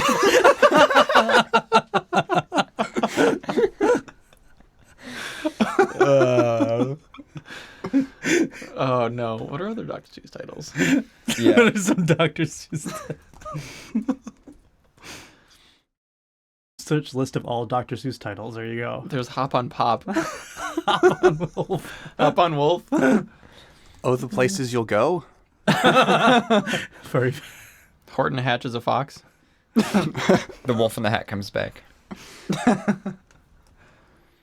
What pet should I get? In a fox house. I wish that I had fox feet.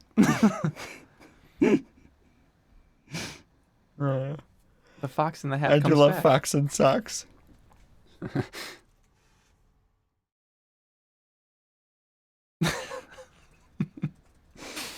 I'm just looking up all the titles.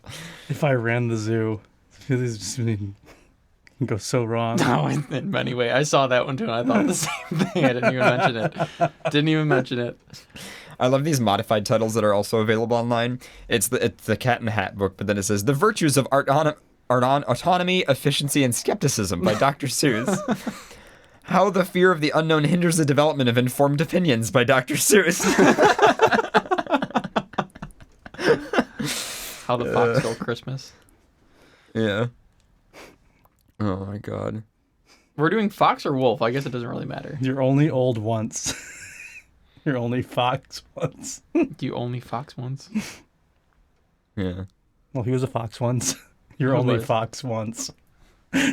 You were a fox once? I was like a fox cat thing. What? Yeah, when I first joined furry. Who are you?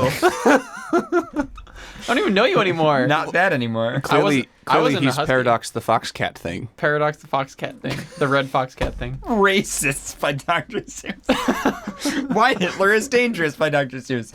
The Tragic Futility of the Nuclear Arms Race by Dr. Seuss. The Pocket Book of Boners. The Inherent Ethical Issues of Isolationism. They're just so great. They're all the Dr. Seuss titles, but they're just modified to be really serious. Mr. Brown can moo, can you? Mr. Brown can a woo, can you? My Foot in Your Ass by Dr. Seuss. What the fuck is this shit by Dr. Seuss? There's so many good ones. Thidwick, the Big-Hearted Moose. It's not a big heart. Jesus. It's Thidwick. It's almost like thick dick. Thick dick. Where are you guys finding these? Well, I just googled Dr. Seuss alternative. Oh no. I had to search a list of all Dr. Seuss titles. Yeah. Oh, jeez. All right, here, let's Bing it, guys. I wish that I had duck feet. To the superior search engine. All right, I'm gonna Bing search this here. I can lick 30 tigers today. That's a real book. It's a picture of Cat in the Hat, and it says, "New dad is the best dad." The cat who shat in his hat. The dangers of street food. The cat who shat in his hat. I hate that. Racist, another The story. Pocket Book of Boners is an actual Dr. Seuss book. Is it? Yes, that's not a fake book. Oh. That's a real book. Wait, the by Dr. Is that about The Pocket Book of Boners? Is that mistakes you shouldn't make? I don't know. I didn't click on it. There's a gerbil in my ass by Dr. Seuss. It's the Fox and Socks one, but it says motherfucking swag. Oh, that's so good. The Shape of Me and Other Stuff. Most people are cunts by Dr. Seuss. The Cat in the Hat comes on your back. Okay, that was a good Bing search, guys. In which FurCast ruins children's literature? Yeah. Well, we've ruined everything else, so might as well. Oh my god, there's a Wikipedia article about this. The Pocket Book of Boners. It was published in 1931 to 32 by Viking Press. It was part of a series of other books with similar titles called Boners, More Boners, Still More Boners, Prize boners for 1932. Prized boners for 1932. Anyway, anybody got an article? Boners and the boy who pulled them. Whoa! By Suddenly Dr. gay. Seuss. I don't like Dr. Seuss anymore. What the fuck? Wow. Yeah, search boners and those who pulled them. Okay. I don't know if I want to, but I'm What's it going to. about? I'm assuming religion and don't pull your boner. Oh no. How come my first thing that comes up is Urban Dictionary, pull a boner? Which I have to click on and not read. Maybe not. I don't know. Oh, I'm not going to read it. Why is it bad? It's not appropriate. I mean, it's Urban Dictionary, Yeah, so yeah. If nobody else has an article, I can talk about Adam Levine's nipples. Yeah, we can talk about it. Yeah, we can talk about Adam Levine's I'm nipples. just trying to Let's do find it. out more information on this book.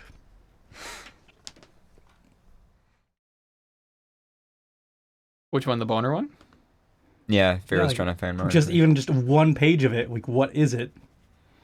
9 fascinating facts about erections you probably didn't know. I hope This not. is what I get when I search. All right.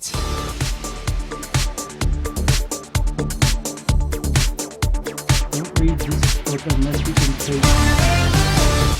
take it, because you'll keep your What? something in boners from beginning to end, and then you'll begin all over again. Wait. Start over. I'm trying to. It's a very Zoom small in, print. hold control and then scroll. Hold control and then scroll. Oh, whoa, oh, it fucked up the page. Try clicking the image again. Is that better? I don't know. Oh, there you go. Now you can read it, I think. Barely. Oh, really? Is it blurry? Mm-hmm. It looks like a really shitty image. I wonder if this is on Google Books. It says, don't read this book unless you can take it, because you'll keep something in boners from beginning. And then... Somebody in chat, Dietz Meerkat says it's a book of puns. Wow, we need it now.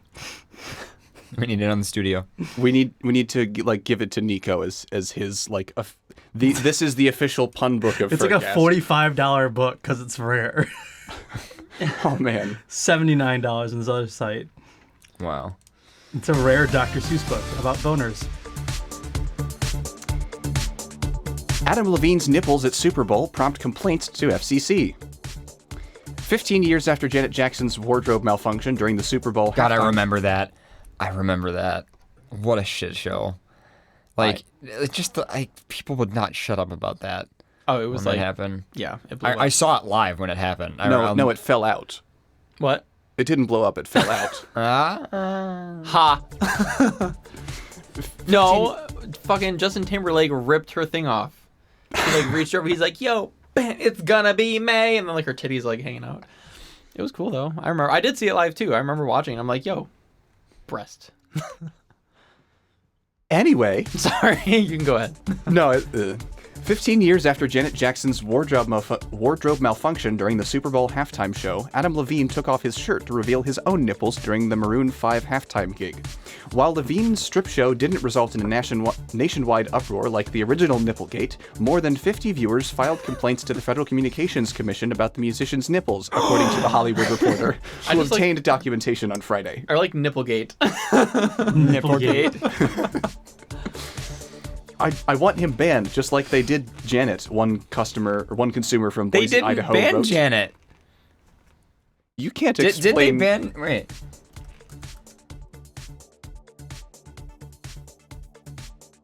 All right, you can keep reading about. One consumer from Boise, Idaho, wrote to the FCC. Yeah, no, that was a rumor. She was never banned. In fact, many of the complaints were filed by those who questioned why Jackson was rebuked for her accidental quote-unquote wardrobe malfunction, yet Levine's intentional disrobing went unpunished. Another consumer from Lakewood, New York wrote that Maroon 5 should be met with twice the consequences that Jackson faced for the wardrobe malfunction. I am writing because I'm upset about the half-naked stripper on stage of the halftime show, a Fremont, California viewer wrote. The FCC also received more than 24 complaints from parents who were mad that their children had to see the trailer for Jordan Peele's upcoming horror film Us, which aired a Super Bowl ad. In a letter to THR, Nancy Stevenson, FCC Deputy Chief for the Consumer Policy Division, said that the agency isn't required to keep records of informal complaints for more than 3 years, meaning the records of consumer complaints about Jackson have been discarded. Oh, okay. When the incident occurred back in 2004, it was reported that more than 500,000 people filed complaints with the FCC. A fine of $550,000 was even issued by the FCC, but was later thrown out after a legal battle that almost ended up at the Supreme Court. I remember it being like it was on the news. It was huge. It was huge when that happened. I remember that. It's a shame we didn't get to hear the Supreme Court justices talking about nipples. Jackson took on the blame for the situation, while Timberlake essentially walked away without any repercussions. Yeah. Okay. Well, there you go. Okay, Right. I don't like how like, oh, he took his shirt off. It's like, it's not that bad. Like, I don't know. I just hate parents. I'm just done with humans in general. Like, even if it was a female taking her shirt off, who cares? Mm-hmm. I don't. Western culture cares. Have you ever been to the fucking beach? Like, Yeah. hello. Puritan Western culture bullshit. All right. Because most other places like Spain and other countries, Italy, you go, like, there's no. It's different. Yeah, nobody gives a fuck. Yeah. Yeah. I mean, there's that show in the UK about judging male penises. Yeah, that's a thing. Remember that? That was great. And they're just like, oh, that one looks good. So this is an interesting article. So, folks, just in case you're next, queue up the firmware one, the one that's that one. Okay. Okay. Just to get that one ready. It's good. Sex basement among amenities in upscale home for sale in Philadelphia suburb. A real estate listing for an upscale suburban Philadelphia home that includes a sex basement straight out of the 50 Shades of Grey book. I really hate this shit in mainstream media now. Sorry I'm saying the word the mainstream media. But okay, seriously though. Anytime that like sex stuff comes up or like BDSM stuff, people are like 50 Shades of Grey. Mm-hmm. It's like 50 Shades of Grey was a shitty, unrealistic, and really negative story about not even BDSM, but just abuse. Stop fucking associating it with shit. It bothers me. Everything from sexual conduct people are from like, now on this reminds me of 50 Shades of will Grey. always Why? be 50 Shades of Grey because that was the mainstream thing that everyone now can relate it to. Well, so everything's going to relate back to it. And people saw or read that and were like, oh, so this is what like BDSM is like. And it's like, no. Oh. Stop it. It was a bad Twilight fan fiction. Yeah, it's so bad. Straight out of 50 Shades of Grey book and film series has gone viral and riled neighbors. Oh boy! The 5-bedroom, 2.5 bathroom home in Maple Glen, north of the city, was quickly noticed after it was listed for sale Thursday because of the fully furnished pleasure room inside. By the way, every furry that I know who owns a house has like a room that pretty much is their like room for that. Like, can we make a sex room? I mean, like, we tried. My friend up in Toronto, whose I won't name, has a rubber room in their house, and it's literally a room filled with like all of their latex rubber gear and like a vac bed and everything else. Yeah, I know people with rooms. Yeah, it's pretty much rooms. We'll just pad all the basement walls with like the insane asylum padding. Dude, I've always wanted to be in one of those. I know somebody that has one of those set up in their house. Tag? No, I'm not going to say who, but I know, not local. A legit, like, padded room? Yes, like a fully padded room with a lock on the door and a camera inside. For kink? Yes. Oh. Yeah. That sounds kind of fun, actually. I'd give it a shot. Yeah, I'm not into it. You but just like, kind of fuck anywhere because it's all padded. Well, yeah, but like, you know, well, like I said, I'm not. You gotta clean it though. I'm not into that stuff, but you know, I would still like, yeah, lock me up, dude. See what happens. I don't know, like, you never know, dude. Dude, I'm trisexual. So right? hot. Just lock me up naked. Honestly, don't do anything to me. You're not like locked Okay, up, like you're favorite in like. Okay, everybody, favorite fetish that you think is adorable and precious, but you don't understand, but you're happy that other people are into it. That's loaded. For me, it's vor. Anytime I see people into vor, I'm like, oh, it's so cute. Like, it's so like all my friends are like, it's like, oh, you want to be eaten, and they're like, yeah.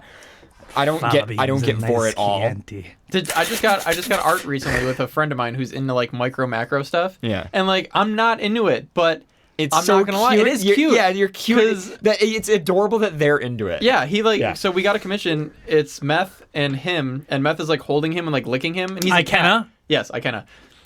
He's a cat, so like he doesn't like dog slobber. So I was like, how funny would it be if like I'm holding you and like licking you, like grooming you, like dogs do, but like you're a cat and you fucking hate it. And so like we got a commission of that. And so he's like super grumpy, and I'm like, I'm just like licking a cat, like a tiny little cat. That is pretty adorable. That's cute. And then fucking cat lover. I don't know. I just thought it was cute, but that's what I'm like. I'm not into it, but I'm like, that's so adorable. Yeah, It was. I don't know. I think vor is just somehow so adorable that like people want to be eaten. But I don't know. It's just something about it that's just adorable to me. Eat me. Yeah, I don't know. I wouldn't say mine's vor, but maybe it's. I don't know. And some of the rubber stuff. The rubber stuff is cute, like pup hoods and stuff like that, well, or pup stuff I like. Not pup stuff, but like. Like, there's a lot of people into like rubber latex stuff. Yeah. I'm not, and like I think it's cool. Like I get it. I mean, the whole smooth. Oh yeah. Anatomy, body shape, like squeaky, but okay, it's just not my thing. I don't know. Anyway, after it was listed for sale Thursday because of the fully furnished pleasure room inside, the colonial brick home is a quote one-of-a-kind suburban home and has an asking price of $750,000, which is probably actually reasonable in Philadelphia, I would assume. Oh, well. Yeah, it looks like just like a section of... There's like a little caged bed. It's kind of a pretty cool bed, though. Yeah, it's got like all LED colored lights. It's actually really nice. The room itself does look pretty cool. Yeah, it looks pretty neat. It's got ceramic floors, so I mean, you could just mop up anything. Come check out my listing. Please tell me that wasn't spelled. # sexy house, # sexy, # real estate, # BDSM community. Realtor Melissa Leonard dubbed the home 50 Shades of Maple Glen. Stop. Fuck! No. Stop. And has since heard from angry neighbors and media groups requesting to speak to her about it. Quote, I saw the first 2 of the movies. I only read maybe a couple of chapters of the book. That was the first thing that came to mind when I saw it. The guy has 50 Shades of Grey going on in his basement, Leonard told Slate. Quote, but I know that it's a way of life for people. Philly has clubs for this. I go out. I know about nightlife. They nickname me Philly Socialette on Instagram, so I go out all the time. Nothing bothered me. Wait, there were 2 movies? I don't know. There's like 3. Yeah, there Really? were 3. Really? Yeah. There were 3 books and 3 movies. Fucking hell. Oh. Okay. Didn't know about that. Leonard was recently confronted by a neighbor during a media interview, and some real estate websites have removed the basement from the listing. The basement is listed as a 5th bedroom and can be converted back into a typical suburban basement. The owner currently rents out an Airbnb for $750 a night during the week and $2,000 a night on weekends. Leonard told Philadelphia Magazine, quote, he just started this and has made $5,000 in his first month. He's getting constant bookings, and he was even hired to film a rap video in there. I mean, that's cool. I hate that people like just, oh, this is disgusting. It's like, dude. Like, who gives a Who fuck? fucking cares? Yeah, exactly. Like, there are houses with fucking prayer rooms in them. Yeah. Who cares? Exactly. You don't see anybody making a big deal out of that. Oh, it's just religion. It's like, yeah, this is just sex. Whatever. It is what it is. Well, I hope they have a sex button. So do I. Is my partner interested in locking me up with it? Is my partner interested in... Consent to lock. You have 24 hours to reply. If the light's blinking, they see it blinking, they just come over and handcuff you. Can we just buy the sex buttons and use them for different things, like tasks? Like buy milk. Is dinner ready? Just use it for totally mundane shit. I feel like it would be easier to just get Amazon Dash buttons, because at least they have an API. Oh, dude, some of the shit that Amazon suggests to me as a dash button. This says tap to consent. Like tap to pay, but tap to consent. Yeah. I guess. You get 24 hours of consent with 5 taps. Can I use my Apple Pay to consent? So speaking of the future, Sophos had a good one. Yes, speaking of the future, Nike's self-lacing sneakers turn into bricks after faulty firmware update.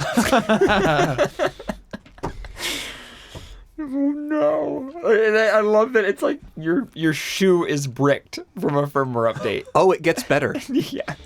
Nike users are experiencing some technical difficulties in the wild world of connected footwear. No, please don't make that a thing. No. Nike's 350 Adapt BB sneakers are the latest in the company's line of self-lacing shoes, and they come with the Nike Adapt app for Android and iOS. The app pairs with the shoes and lets you adjust the tightness of the laces, customize the lights, yeah, there are lights, and see how much I just customized the RGB on my shoes. And see how much battery life your shoes have left. Oh shit, I'm down to one bar on my shoes. My shoes aren't gonna work anymore. Hey, hon, it's really nice out. You want to go for a run? You want to go for a run? It's really nice out. No, I gotta charge my shoes. Sorry, my shoes are on 10%. Sorry, my shoes. Yeah. Can't go for a run. I only got tonight. 1% left in my shoes. They automatically unlace when they hit 0, and your shoes just fly off. Shit, I'm out of battery. My shoe! Dude, do you have like a USB charger? Like, my shoes are almost dead. Like, they're not gonna stay on my feet. Dude, how come you didn't come out last time? My shoes were dead. Yeah. The My only shoes problem, Nike's Android app doesn't work. Android users report that their new kicks aren't pairing with the app properly, and some customers report failed firmware updates for the shoes, which render them unable to pair with the app at all. Nike's app on Google Play has been flooded with 1-star reviews in response to the faulty update. One user writes, the first software update for the shoe threw an error while updating, bricking the right shoe. Another says... No, my right shoe. Oh God! You said a replacement right shoe. I need a new right shoe. Do you need a new pair of shoes? No, just a right shoe. Just the right one. Left is okay. Does it have JTAG headers? Can you unbrick it? Can you hack the shoe? Shoe hacking. Hack my shoe. Yeah, hack my shoe. Another reviewer says, app will only sync with the left shoe and then fails every time. Also, app says left shoe is already connected to another device whenever I try to reinstall and start over. Dude, unpair my shoes from your phone. The next line. My left shoe won't even reboot, writes another. God, the times we live in. I was gonna say, what year? What the fuck? What year is this? Paging at Internet of Shit. What was that one meme where it's like, y'all in 2016, I'm in 3016. I can't reboot my shoe. My shoes are in 3016. So he says, I can't come out to lunch. My shoe is DDoSing people. Sorry, I couldn't go out tonight. My shoe wouldn't boot up. I forgot the password for my shoes. My shoes locked me out. Yeah. One user offers a possible solution saying, you need to do a manual reset of both shoes per the instructions. Oh, God. Calling a smart shoe that can't use its smart features a brick might seem a little extreme, but keep in mind, with no manual laces, you need to trigger the self-lacing feature to tighten the shoes around your feet. If the firmware update fails and you can't lace up your shoes anymore, they are kind of useless as shoes. No. You just tie lace around the entire shoe. Duct tape it, just wrap it around. See, I was thinking at first, like, oh, it's like a little sensor so that, like, it'll track your running or whatever. But no, you literally can't use the shoe if it's bricked. In response to the reports on Google Play, Nike said, we are aware of the issue and are actively working on a solution. Back in my day, if you didn't want to lace your sneakers, you just used Velcro. Yeah, I wonder if they're hiring developers that have at least 5 years of experience in shoe development. We all just buy Velcro shoes. My favorite part of this whole article is the header image, which shows a pair of these self-lacing shoes next to an iPhone 10 whatever. And the subtitle for the image is, a pair of Nike Adapt BBs next to an iPhone, which was clearly the primary development platform. I don't like this. It's so bad. Back in my day, if you didn't want to lace sneakers, you just used Velcro. We just all need the Back to the Future Nike shoe. That's all we need. That's what started this. Back in 2015, Nike released self-lacing shoes so that you could have self-lacing shoes in 2015 as prophesied. Yeah, as prophesied by Back to the Future. Mm-hmm. On the day that was supposed to be Back to the Future. October 15th, 2015. I think they missed it by a couple months, but they released them in October. Well, in 2015, rather. Yeah, they had ads out for them on the 15th, but then they were released later, yeah. They did a contest for the release of them. Yeah. And I know they're not cheap. No. Of course not. And they clearly... Nike's blue suede shoes. Instead of blue suede shoes. Yeah. That's so good. 2019. Oh, the Back to the Future shoe is Yeah. $50,000. Wow. Affordable. Yeah, very affordable. You buy that with a fursuit. Well, I mean, we're all super rich, so because we're all furries. I mean, that's just like a weekend. Yeah. I make that in a day. You got one, Pharaoh? Mm-hmm. Man in gorilla suit breaks into home and hides under bed. Same. Why the gorilla suit? Big mood.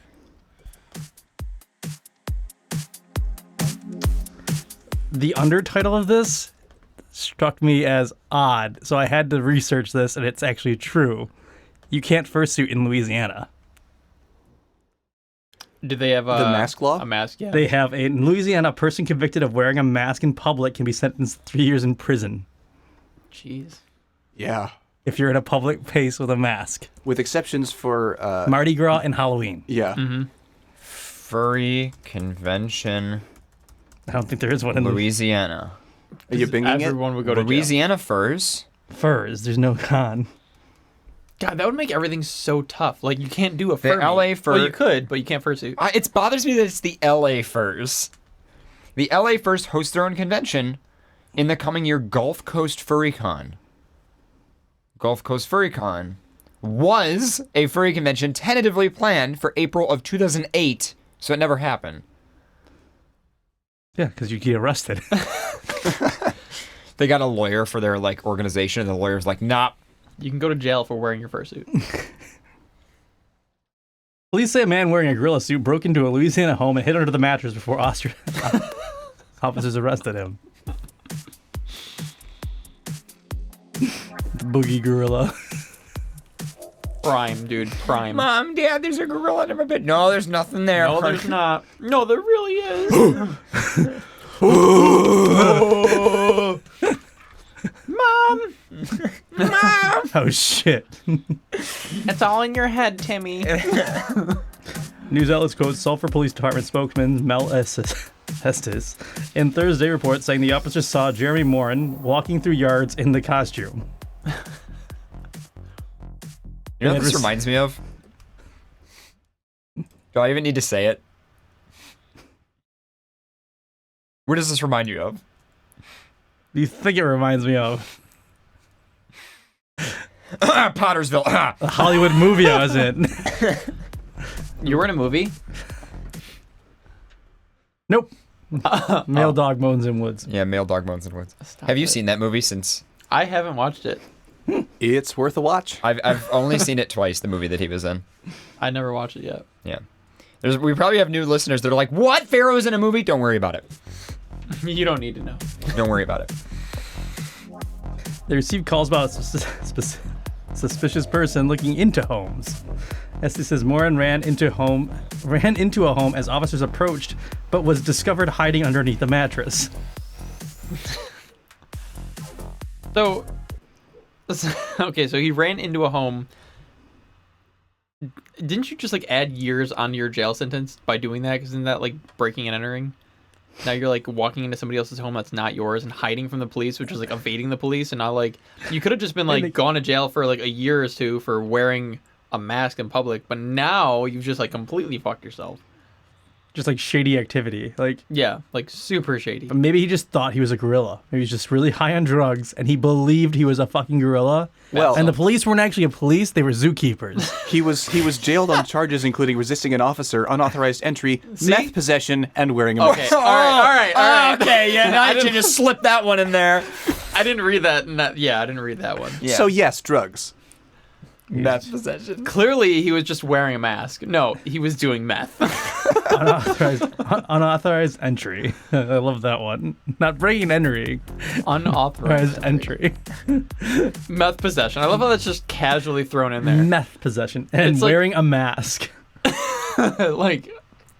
At that point, you already, you've already peaked at meth possession. Just oh yeah, and he was wearing a mask. Who cares? I would imagine that meth possession is actually lower a crime than wearing a mask in public in Louisiana. Yeah. But he had meth. but he was wearing a mask.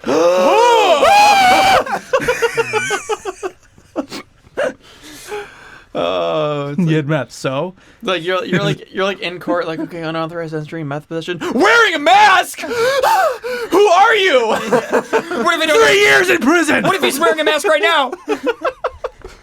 How many masks are there? Oh, Louisiana furs. And then it was revealed that the whole courtroom was on meth. Well, yeah, that's fine. Exceptions are allowed for religious purposes like the KKK or holidays like Halloween and Mardi Gras. I literally thought it said that in there for a second. For the record, it doesn't say that they exempt the KKK. Yes, that's. I was like, wait a sec. But of course they do. What other religious purposes wears a full fucking mask? Please tell me. Christmas, dude. Santa Claus. Santa and... He doesn't wear a whole full fucking mask. Yeah, but it's kind of a face mask. He has a beard. Yeah, it's usually an old man with a beard and a hat. Somebody who doesn't have a beard might be wearing a fake beard. So is that considered a mask? No. Because, are you sure? I'm pretty What sure. about what about like Islamic religions? I don't know what they do. Well, they don't exist in Louisiana, though. So. Louisiana, that's not. It's not. They don't do that there. Actually, they don't do that That's there. that's a good point. Wearing a burqa might be considered wearing a mask. It might be. Okay, what is a mask? What's the definition of a mask? Urban Dictionary, that. There you go. Find out what the definition of a mask is. I mean, I would assume it'd be something that would like change. Ooh, legislature.la.gov. Let's see if it's in here. Louisiana revised statutes 14313. Masks or hoods wearing in public places is prohibited. Penalty exceptions permit to conduct Mardi Gras festivals how obtained wearing of hoods, masks, or disguises, or giving candy or other gifts by sex offenders. So you can't even wear like a hoodie? Like you can't have your hood up? No person shall wear in any public place of any character whatsoever and or in any place in view thereof a hood or mask or anything in the nature of either or facial disguise of any kind of description, calculated to conceal or hide the identity of a person or prevent the being readily recognized. Santa could go to jail. I feel like you can get away with a beard. I don't know. You're changing your facial like figure. No, because you still have your same facial design. Yeah, but how far are you going with the Santa costume? No one is wearing a fucking creepy Santa mask. You never know, dude. You never know. I've seen some creepy Santas. When you go to the fucking mall, who's it? It's a big fat guy with a beard that he grew out for probably 6 months prior because this was the only job he was looking forward to at the end of the year. What the police just show up and arrest Santa in front of the kids. Mom! How to... Why is Santa being arrested?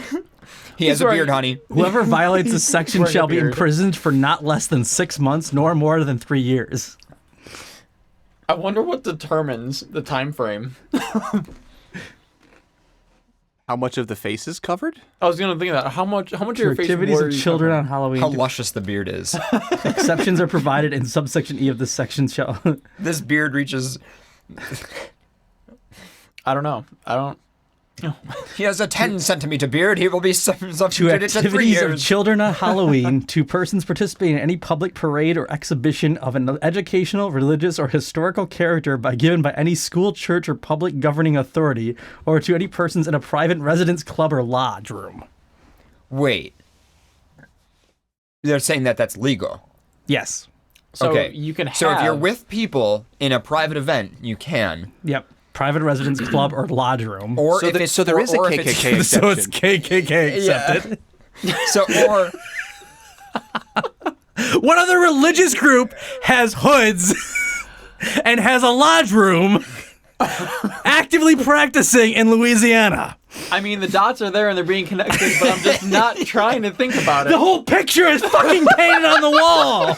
There's no dots anymore. it's a very white picture. It's pixel art at this wow, point. that was bad.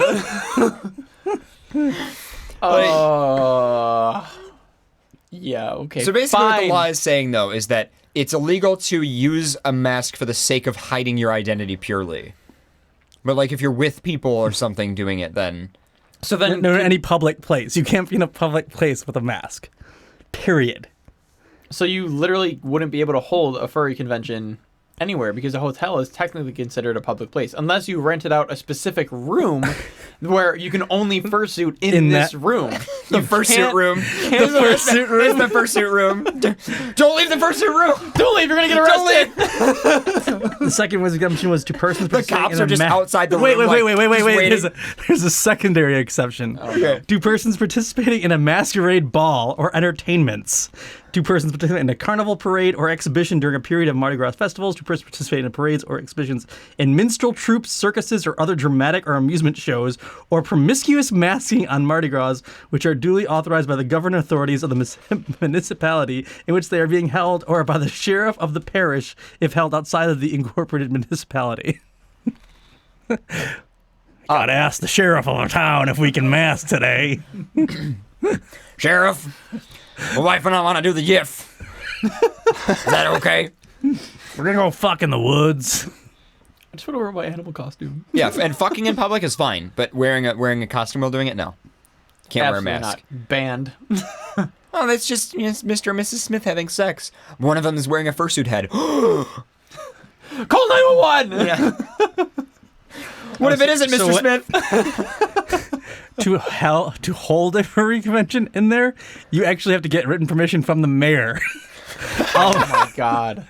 Because it goes into saying in Louisiana, any persons participating therein or the exceptions contained in paragraph B2 make written application for all such obtained in advance of festivities for the mayor of the city, town, or village in which the facilities are to be held, or when the facilities are to be held outside of the incorporated city, town, or village, from the sheriff or parish, written permission to conduct the festivities. A general public proclamation by the mayor or sheriff has to be authorized by the festivities shall be equivalent to the application and permit. So the mayor has to announce to the town that there will be a furry convention. Attention, everyone. Furries are in the town. Oh, do not be alarmed by masks. Wow. Well, okay. Any person who has been pleaded guilty of a sex offense or any kind of sexual endeavor in RS 24932 is prohibited from ever wearing a hood, mask, or disguise of any kind with an intent of hide, conceal, or disguise his identity on any holiday, including Halloween, Mardi Gras, Easter, Christmas, or any other recognized holiday which hoods, masks, or disguises are generally used. Wait, so if you're a pedophile, you can't be in the KKK? Legally. In Louisiana. I didn't know Louisiana. That's really was so too bad that fucked if you're up. a pedophile, you can't be in the KKK. In Louisiana. Well, TIL. Maybe that's why we don't see fursuit pictures from Louisiana. Yeah. Yeah, because you get 3 years in prison. You post like pictures like, hey guys! Just go by the Louisiana border and just be like, yeah! Right, like, Cops like pull up SWAT. It's like a fursuit selfie of a fursuiter in front of like a monument, and there's like a cop in the background running towards them and they don't notice. The most risky fursuit picture ever. Yeah, risky. Risky. We do this. Because you could go to jail.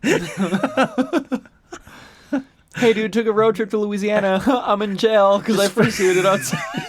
Just fursuit and then run back and dive into your car. You go to the jail and it's just furries locked up in suits still. Oh, so that's where you've been. It's just a bunch of fursuiters locked up. What happened to you, man? You can't wear your fursuit while driving through Louisiana. Hey, man, what are you in for? Just gonna say that.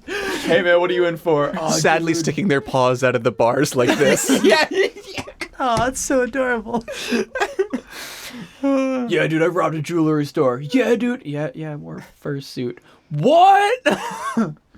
They're like raiding the Once the you bars. cross the Mississippi River, though, the law no longer applies. Wait, what? I don't know how that works. There's like another subsection, which I'm not sure what side you're crossing from, or is it to, or what's going on. But it says no person shall make any cut off in the Mississippi River without any authoritative law. So, yeah. So once you cross the Mississippi, you're okay. I think so. But then the next jurisdiction can get you. So swim fast. Oh shit! I don't want them to know. I can't be a fox here. Oh god. Hey man, what are you in for? Oh, being a fox? Really? Oh man, I was being a wolf. What the hell is wrong with Louisiana? It's just some old law. I found another article talking about how a new Louisiana law exempts motorcyclists from the anti-masking laws. Oh, so you true. So you can fursuit and motorcycle. Yeah, I was gonna say, I didn't even think about that. Oh yeah. Like a full face helmet. That's technically a mask. What about like motocross? I will bet you though that you don't need a helmet in Louisiana. I wouldn't be surprised. You're probably I will right, too. bet you any amount of money that you can look up, and there's not a helmet requirement in Louisiana.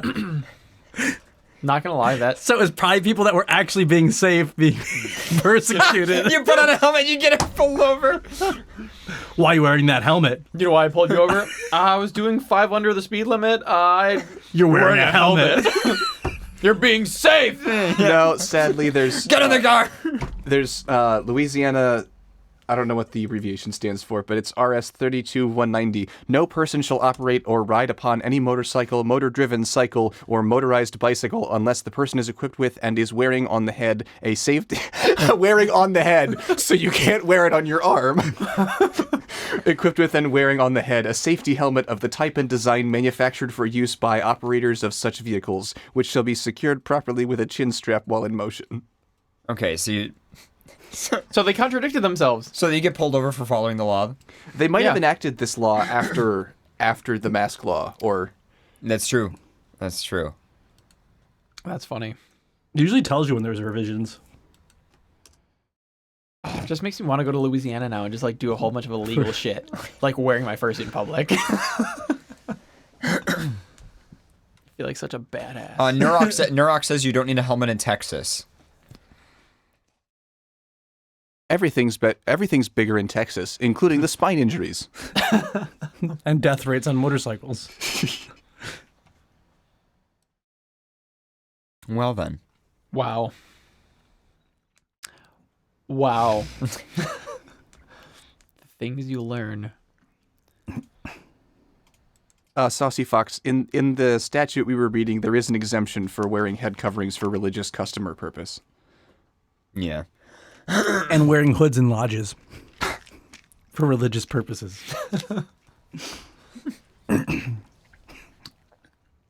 What might those be? Not a clue. Oh, laundry day. Pillow reenactment ceremonies. This is just my bed sheet.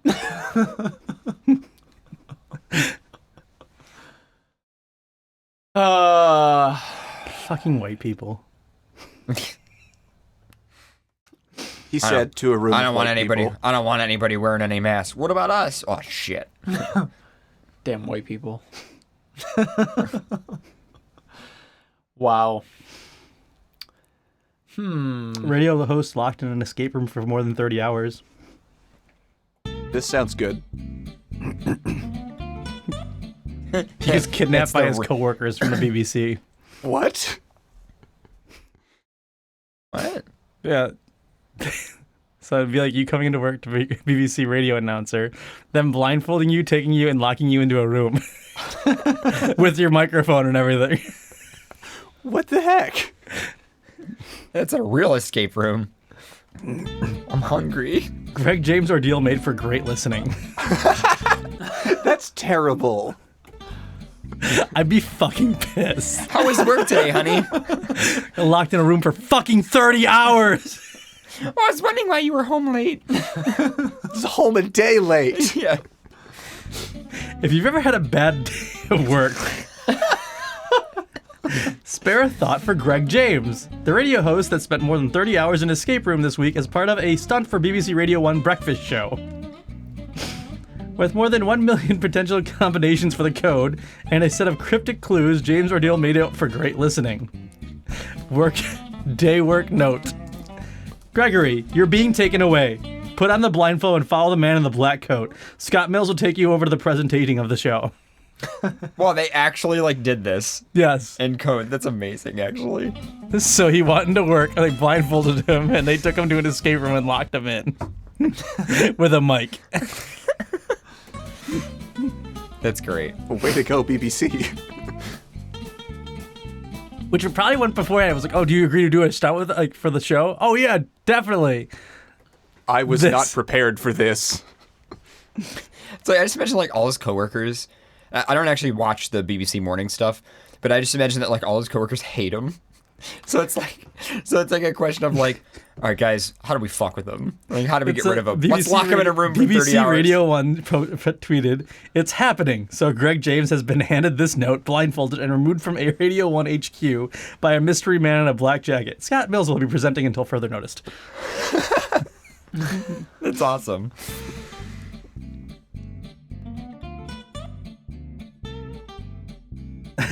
"24 hours in the room, and Greg James is appealing for help on the actual news.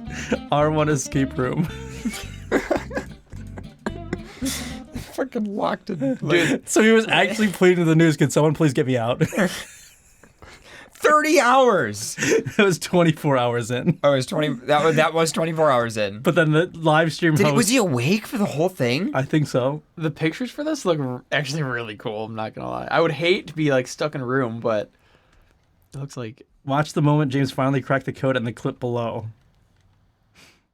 If you wanted to play the clip below, it's BBC. We'd probably get copyright struck, but I think it's a Twitter. Here it's in the emails part. In the you mean down here? All right. So he looks pissed. Right, this is it. Him cracking the code. I can't wait to get out of here if this works. So we're saying 4, 1, 2, 1, 8.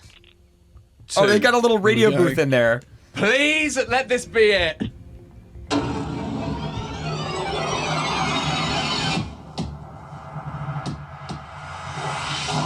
opening.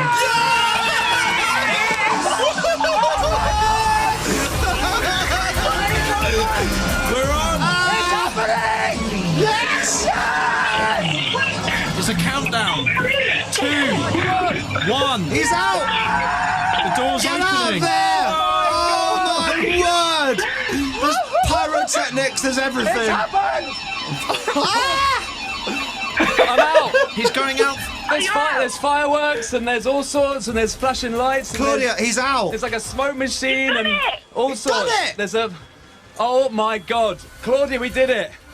You've done it! Oh my God, that's amazing! I feel so weird about the whole thing. Okay, on this piece of paper. I mean, you know, that's a very British description. Feels so weird about It's the whole- everything. The code was 4, 1. So. Was a picture of Ricky Hatton with the words "Shake, Rattle and Roll" written on it. "Shake, Rattle and Roll" was the song that Ainsley Harriott was dancing to when he was eliminated from Strictly. And Hatton is the surname of Ainsley's favourite This Morning viewer, Jill. Why, hello, Jill! The second musical clue was 4 songs about feeling good. So it was all clues that were related to like pop culture music that he had to answer then. Okay. Thank you to you. You were the Greg. missing piece.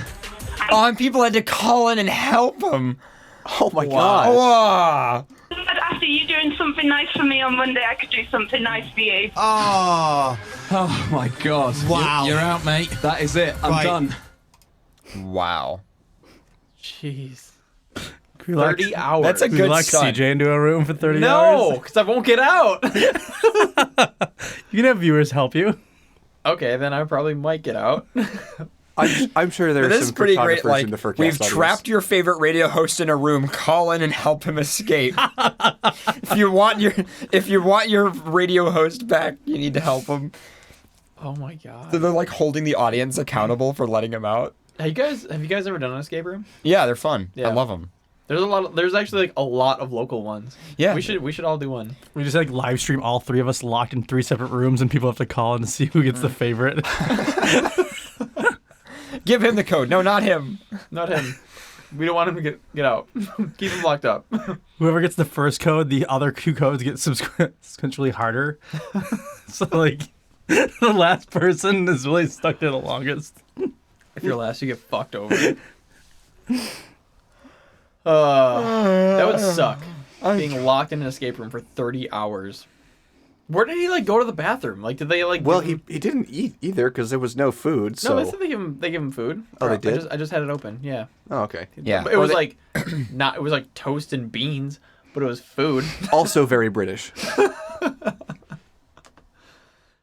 I mean, they can't. Come on, if you're gonna lock you in an escape room for 30 hours, they can't not feed you. A piss bucket, though.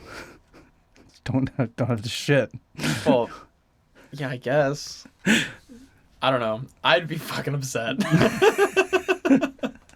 Until like it got to the point where you're like, okay, I need to get out of here. Like, hey guys, this was fun, but I'm really hungry. Like I'm. This is fun, guys, but now I'm hungry. Here's some beans and toast. Fuck you. It's a great thing to do to your boss. What if you quit? I quit. I resign. You're all still in the room. Fuck all of you. There's no easy way out. Strip naked. Yeah. Try to air this, BBC.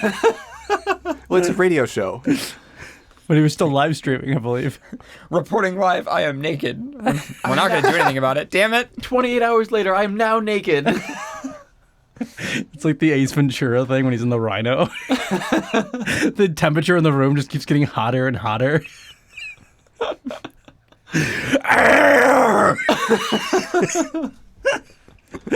Like clawing at the walls, butt ass naked. Like 105 degrees. Nope. Nope. I'm okay. All right.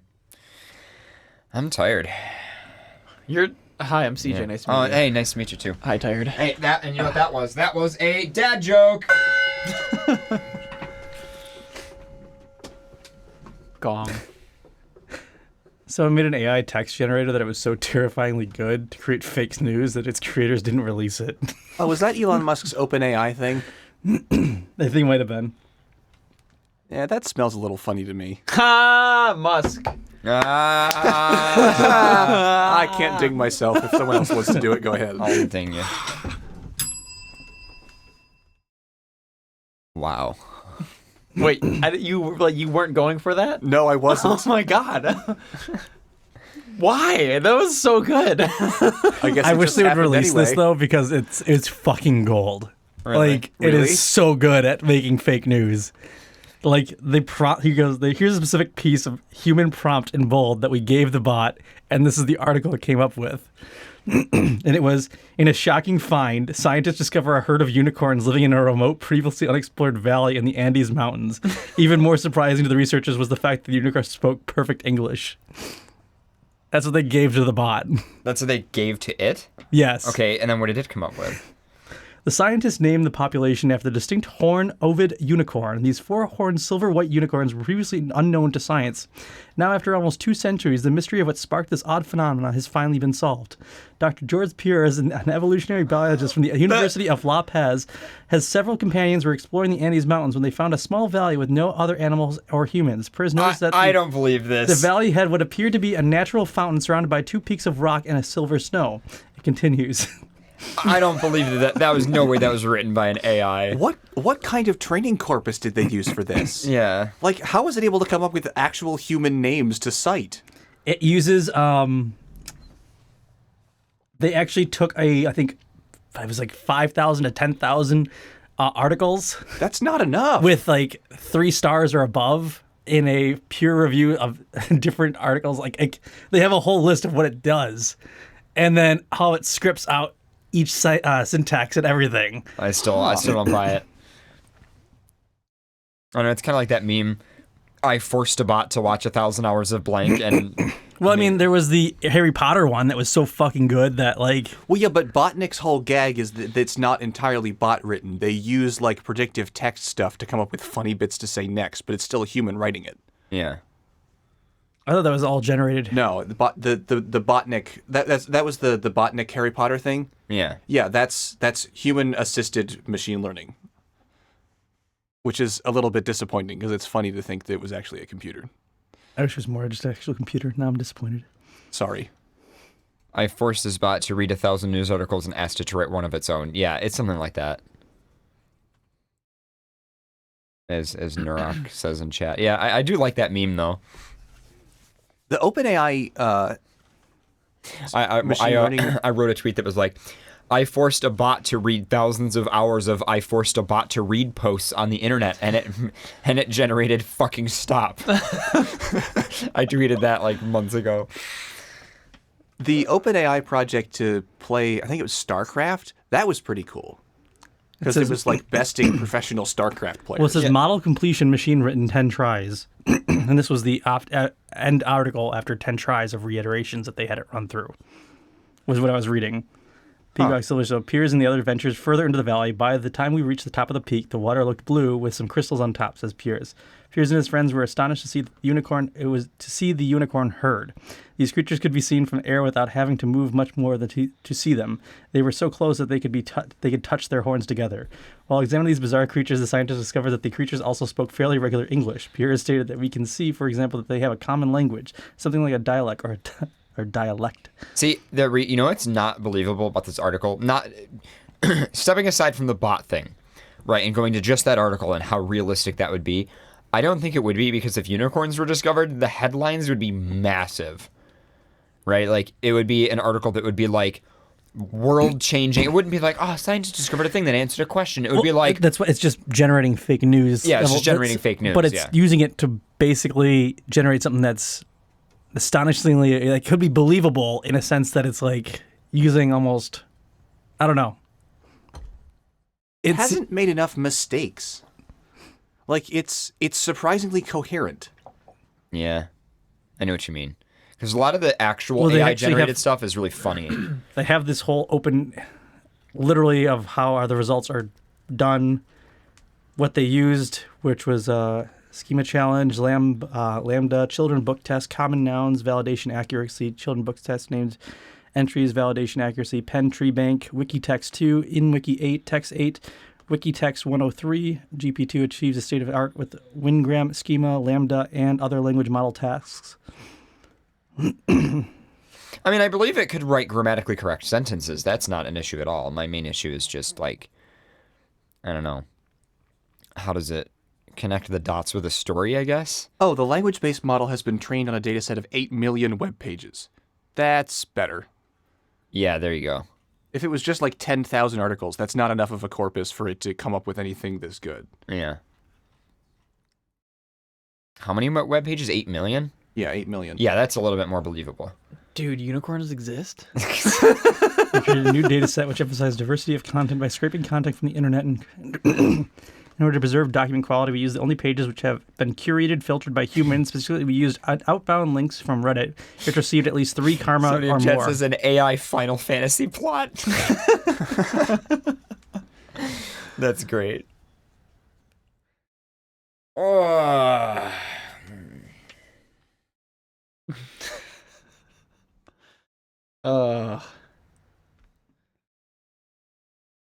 So they screened a lot of this, so that they didn't say there was engaging in some meta cherry picking because they were screening the articles that were going to be sent into the bot for it to use as the algorithm, which makes sense because you don't want grammatically incorrect articles going in because you're going to get grammatically incorrect articles coming out.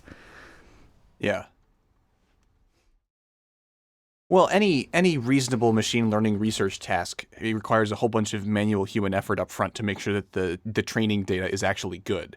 Like, there's a whole bunch of examples. I think there was a spreadsheet that Swift on Security tweeted a link to one time of people who were working on machine learning stuff. I love the one that was on the racist Twitter bot. That released the Twitter bot. That was like Microsoft Tay? Yeah. Oh, Microsoft Tay, yeah. And it became just a racist, bigoted. Yeah, 4chan ruined it as fast as they could. That was so good. No, but like Swift on Security tweeted a spreadsheet that was just a list of all of these machine learning research projects that people had worked on and ways that the machine learning system learned stuff that they didn't want it to learn.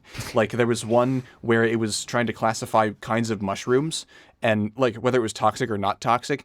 And the machine learning algorithm just learned that every other picture was toxic. So it was just predicting every other picture. It was cheating. Yes, but that was like a failure in the test data that was given to it. So it makes sense that they were going through the articles and looking for things that had grammatical mistakes and pulling them out. Yeah. But God, that must have been an awful task for whichever intern was forced to do it.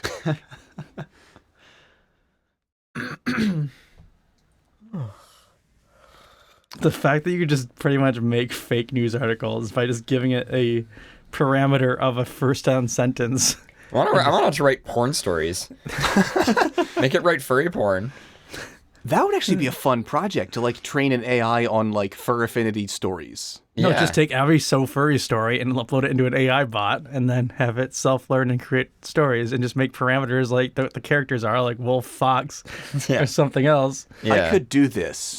That wouldn't be that difficult, but that'd be a fucking hilarious. There's no way in hell I could put this on my resume, but I could definitely do it.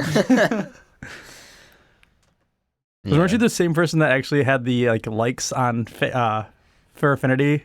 The bot that just kept liking everyone? That wasn't me. Who was that? That ended up almost crashing FA. Oh, is that Safaro? I think it might have been Safaro. Shout out to Safaro. I call him Little Purple. I call him Purple Boy because he's a purple boy. What did he do? He made a bot that went and followed everyone on FA. Oh, and the bot's page was getting taken down by all of the thousands of people who were saying thanks for the watch. So many people were saying thanks for the watch on that page that it was literally crashing FA. Yeah, that's awesome. It tried to follow every person on FA. Yeah, that was Safaro. I remember that. And then I remember Fur Affinity actually contacted him and was like, "Hey, that's funny, but that's not like stop." They were like, as long as you rate limit it, I guess it's okay. And then it ended up breaking shit, and they had to tell him to stop. That's incredible. It was the funniest thing. What it would do is it would follow you. Yeah. And then it would click the list of people you're being watched by and watching, and then go and follow all of those people. And so I think it took 2 or 3 days, but it eventually got to every person. It got bigger and bigger and bigger. Well, immediately as soon as you let it loose, so to speak. Yeah. it just grew and yeah.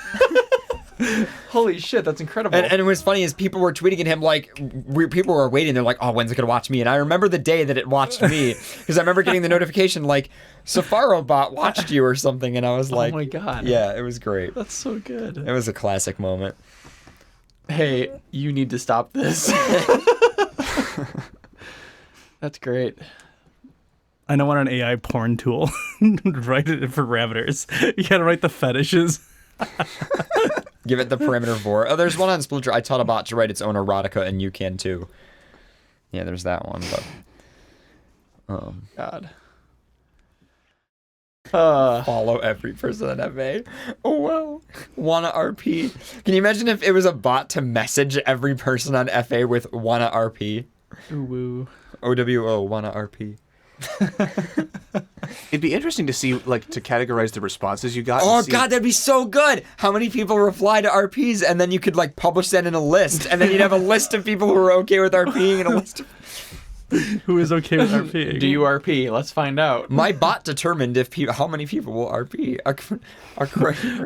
Oh well, go fuck yourself. RP compatible. Hot. Oh, that would be funny though, because everyone who replies, they'd be like, "Oh, this person's down RP," and it's half the people don't want to do it. Yeah. Oh, good. This is good. Thank you, Internet. In summary, we should all use art sites that are better than FA. Yep. Yeah. I'm gonna go on FA right now. But there were people on FA that had one follower. Because they would follow somebody, so it would be the followed by thing. But yeah, it was. Oh no. 4 months ago, I got a note. Oh no. No subject. Oh no! Oh no! Hi. Is that it? Really? Hi. Sits down. Is that what it says? Yes. Is that it? Yes. That's it. Who's it from? I'm not gonna. I don't want to call anybody. Is it somebody out. you know? I don't know. No, it's not. Somebody probably did that ironically. Sits and waits, dies of starvation. That was 4 months ago. They've been sitting for 4 months. Good boy. Can you do a message back? Good boy. I'm not even gonna message back. This message back would be like, "Dad's here now. Daddy's here. You could stand up now." My legs hurt. Oh, FA.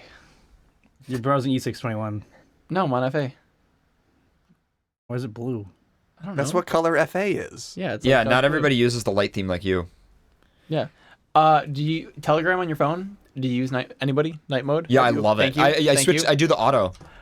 That's why you suck, Pharaoh. Everyone. Well, he doesn't use Telegram. Oh, that's true. He doesn't even use his phone. How do you get a hold of Pharaoh? You literally have to go find him. Send a carrier pigeon. Best way to get a hold of Pharaoh. Carrier Just pigeon. fox him. Send him a fox. Yeah, but then I have to go find a fox machine. I feel like he would just eat the pigeon. Probably. Haven't you seen Robin Hood Men in Tights? You send a fox and just deliver the fox. You know, there is a company. There's a company in that's what Buffalo that's from. called Foxy Delivery Service, and I really want Pharaoh to work for them. Foxy. I see their friggin' like vans all the time. Yeah. And every single time I think of him. There's also a place called Wolf Fitness in Lackawanna, and every time I drive by it, I'm like, yeah. Oh yeah. Oh yeah. Oh, there's also CJ Sound. Yeah. Down the road.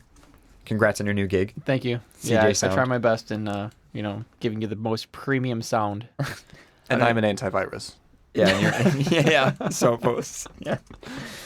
There you go. I found it. What? Found what? Fox him. Where? Right there. What is this? The best movie ever. We are grossly outnumbered. Yeah, so what can we do? We gotta get the villagers. The villagers? They're not ready to fight. Man, we are choiceless. Hey, Lincoln, what's the fastest way to reach the villagers? Why don't we fox them? Fox them. Fox them. Fox them.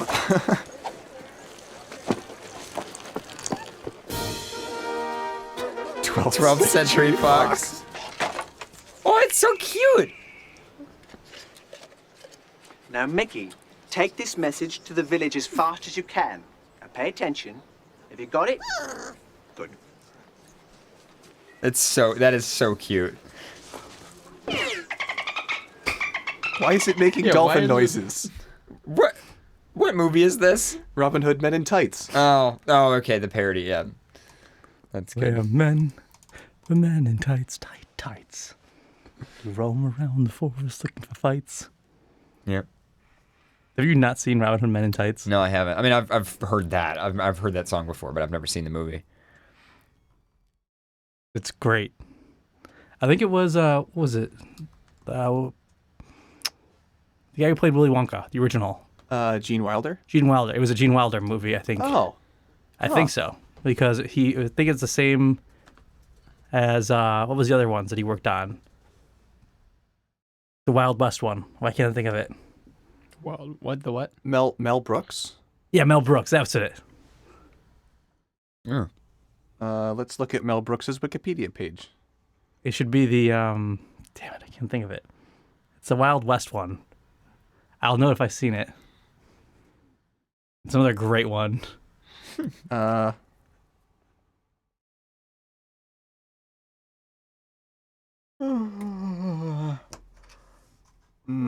Spaceballs, Star. No, that's not what he made. Why can't I find it? All right, are you guys ready to call it a night? Blazing Saddles. Yeah, Blazing Saddles. Well, it is nighttime, so I would call it a night. Yeah.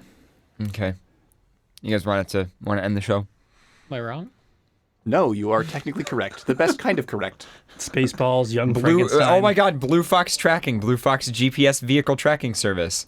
See, why don't you work for them? You could be their mascot. Do they exist in Buffalo? I don't know. Well, I wanted to get a Blue Fox tracker just to put in my fursuit bin. So I have a Blue Fox tracker. Blue Fox, literal Blue peace of Fox mind at your fingertips. Blue Fox provides cutting-edge real-time tracking solutions for your personal vehicles and assets, as well as fleet management systems that will save you money, time, and give you a peace of mind. Blue Fox trackers to manage your fleet. Your fleet of foxes. Anyway, I have been your host, Paradox the Red Wolf. I've been your Blue Fox tracker, Pharaoh. I've been your guest, Sophos. I've been your formerly known guest host, CJ. Are we here next week? I think we are. Maybe. Well, I'm probably not going to be here next week. Oh, you're not going to be here next week. I think we'll be here next week for a show. Should be. If not, check social media. Thank you to all of our Patreon supporters. Reminder, we have a Telegram chat. It's at FurCast FM on Telegram. Even when the show's not going on, it's great. We have a nice little community there. Their rules are available on the website for that. Also, if you want announcements when our show goes live, not only do we have the Android and iOS apps, we also have a Telegram announcements channel. It's at XBN Announcements on Telegram. You can subscribe to that channel and you'll get notifications on your phone. Well, provided you don't mute the notifications. And other than that, Twitter, we always have announcements and stuff on Twitter. And thanks again to the patrons. Guess we'll see you soon.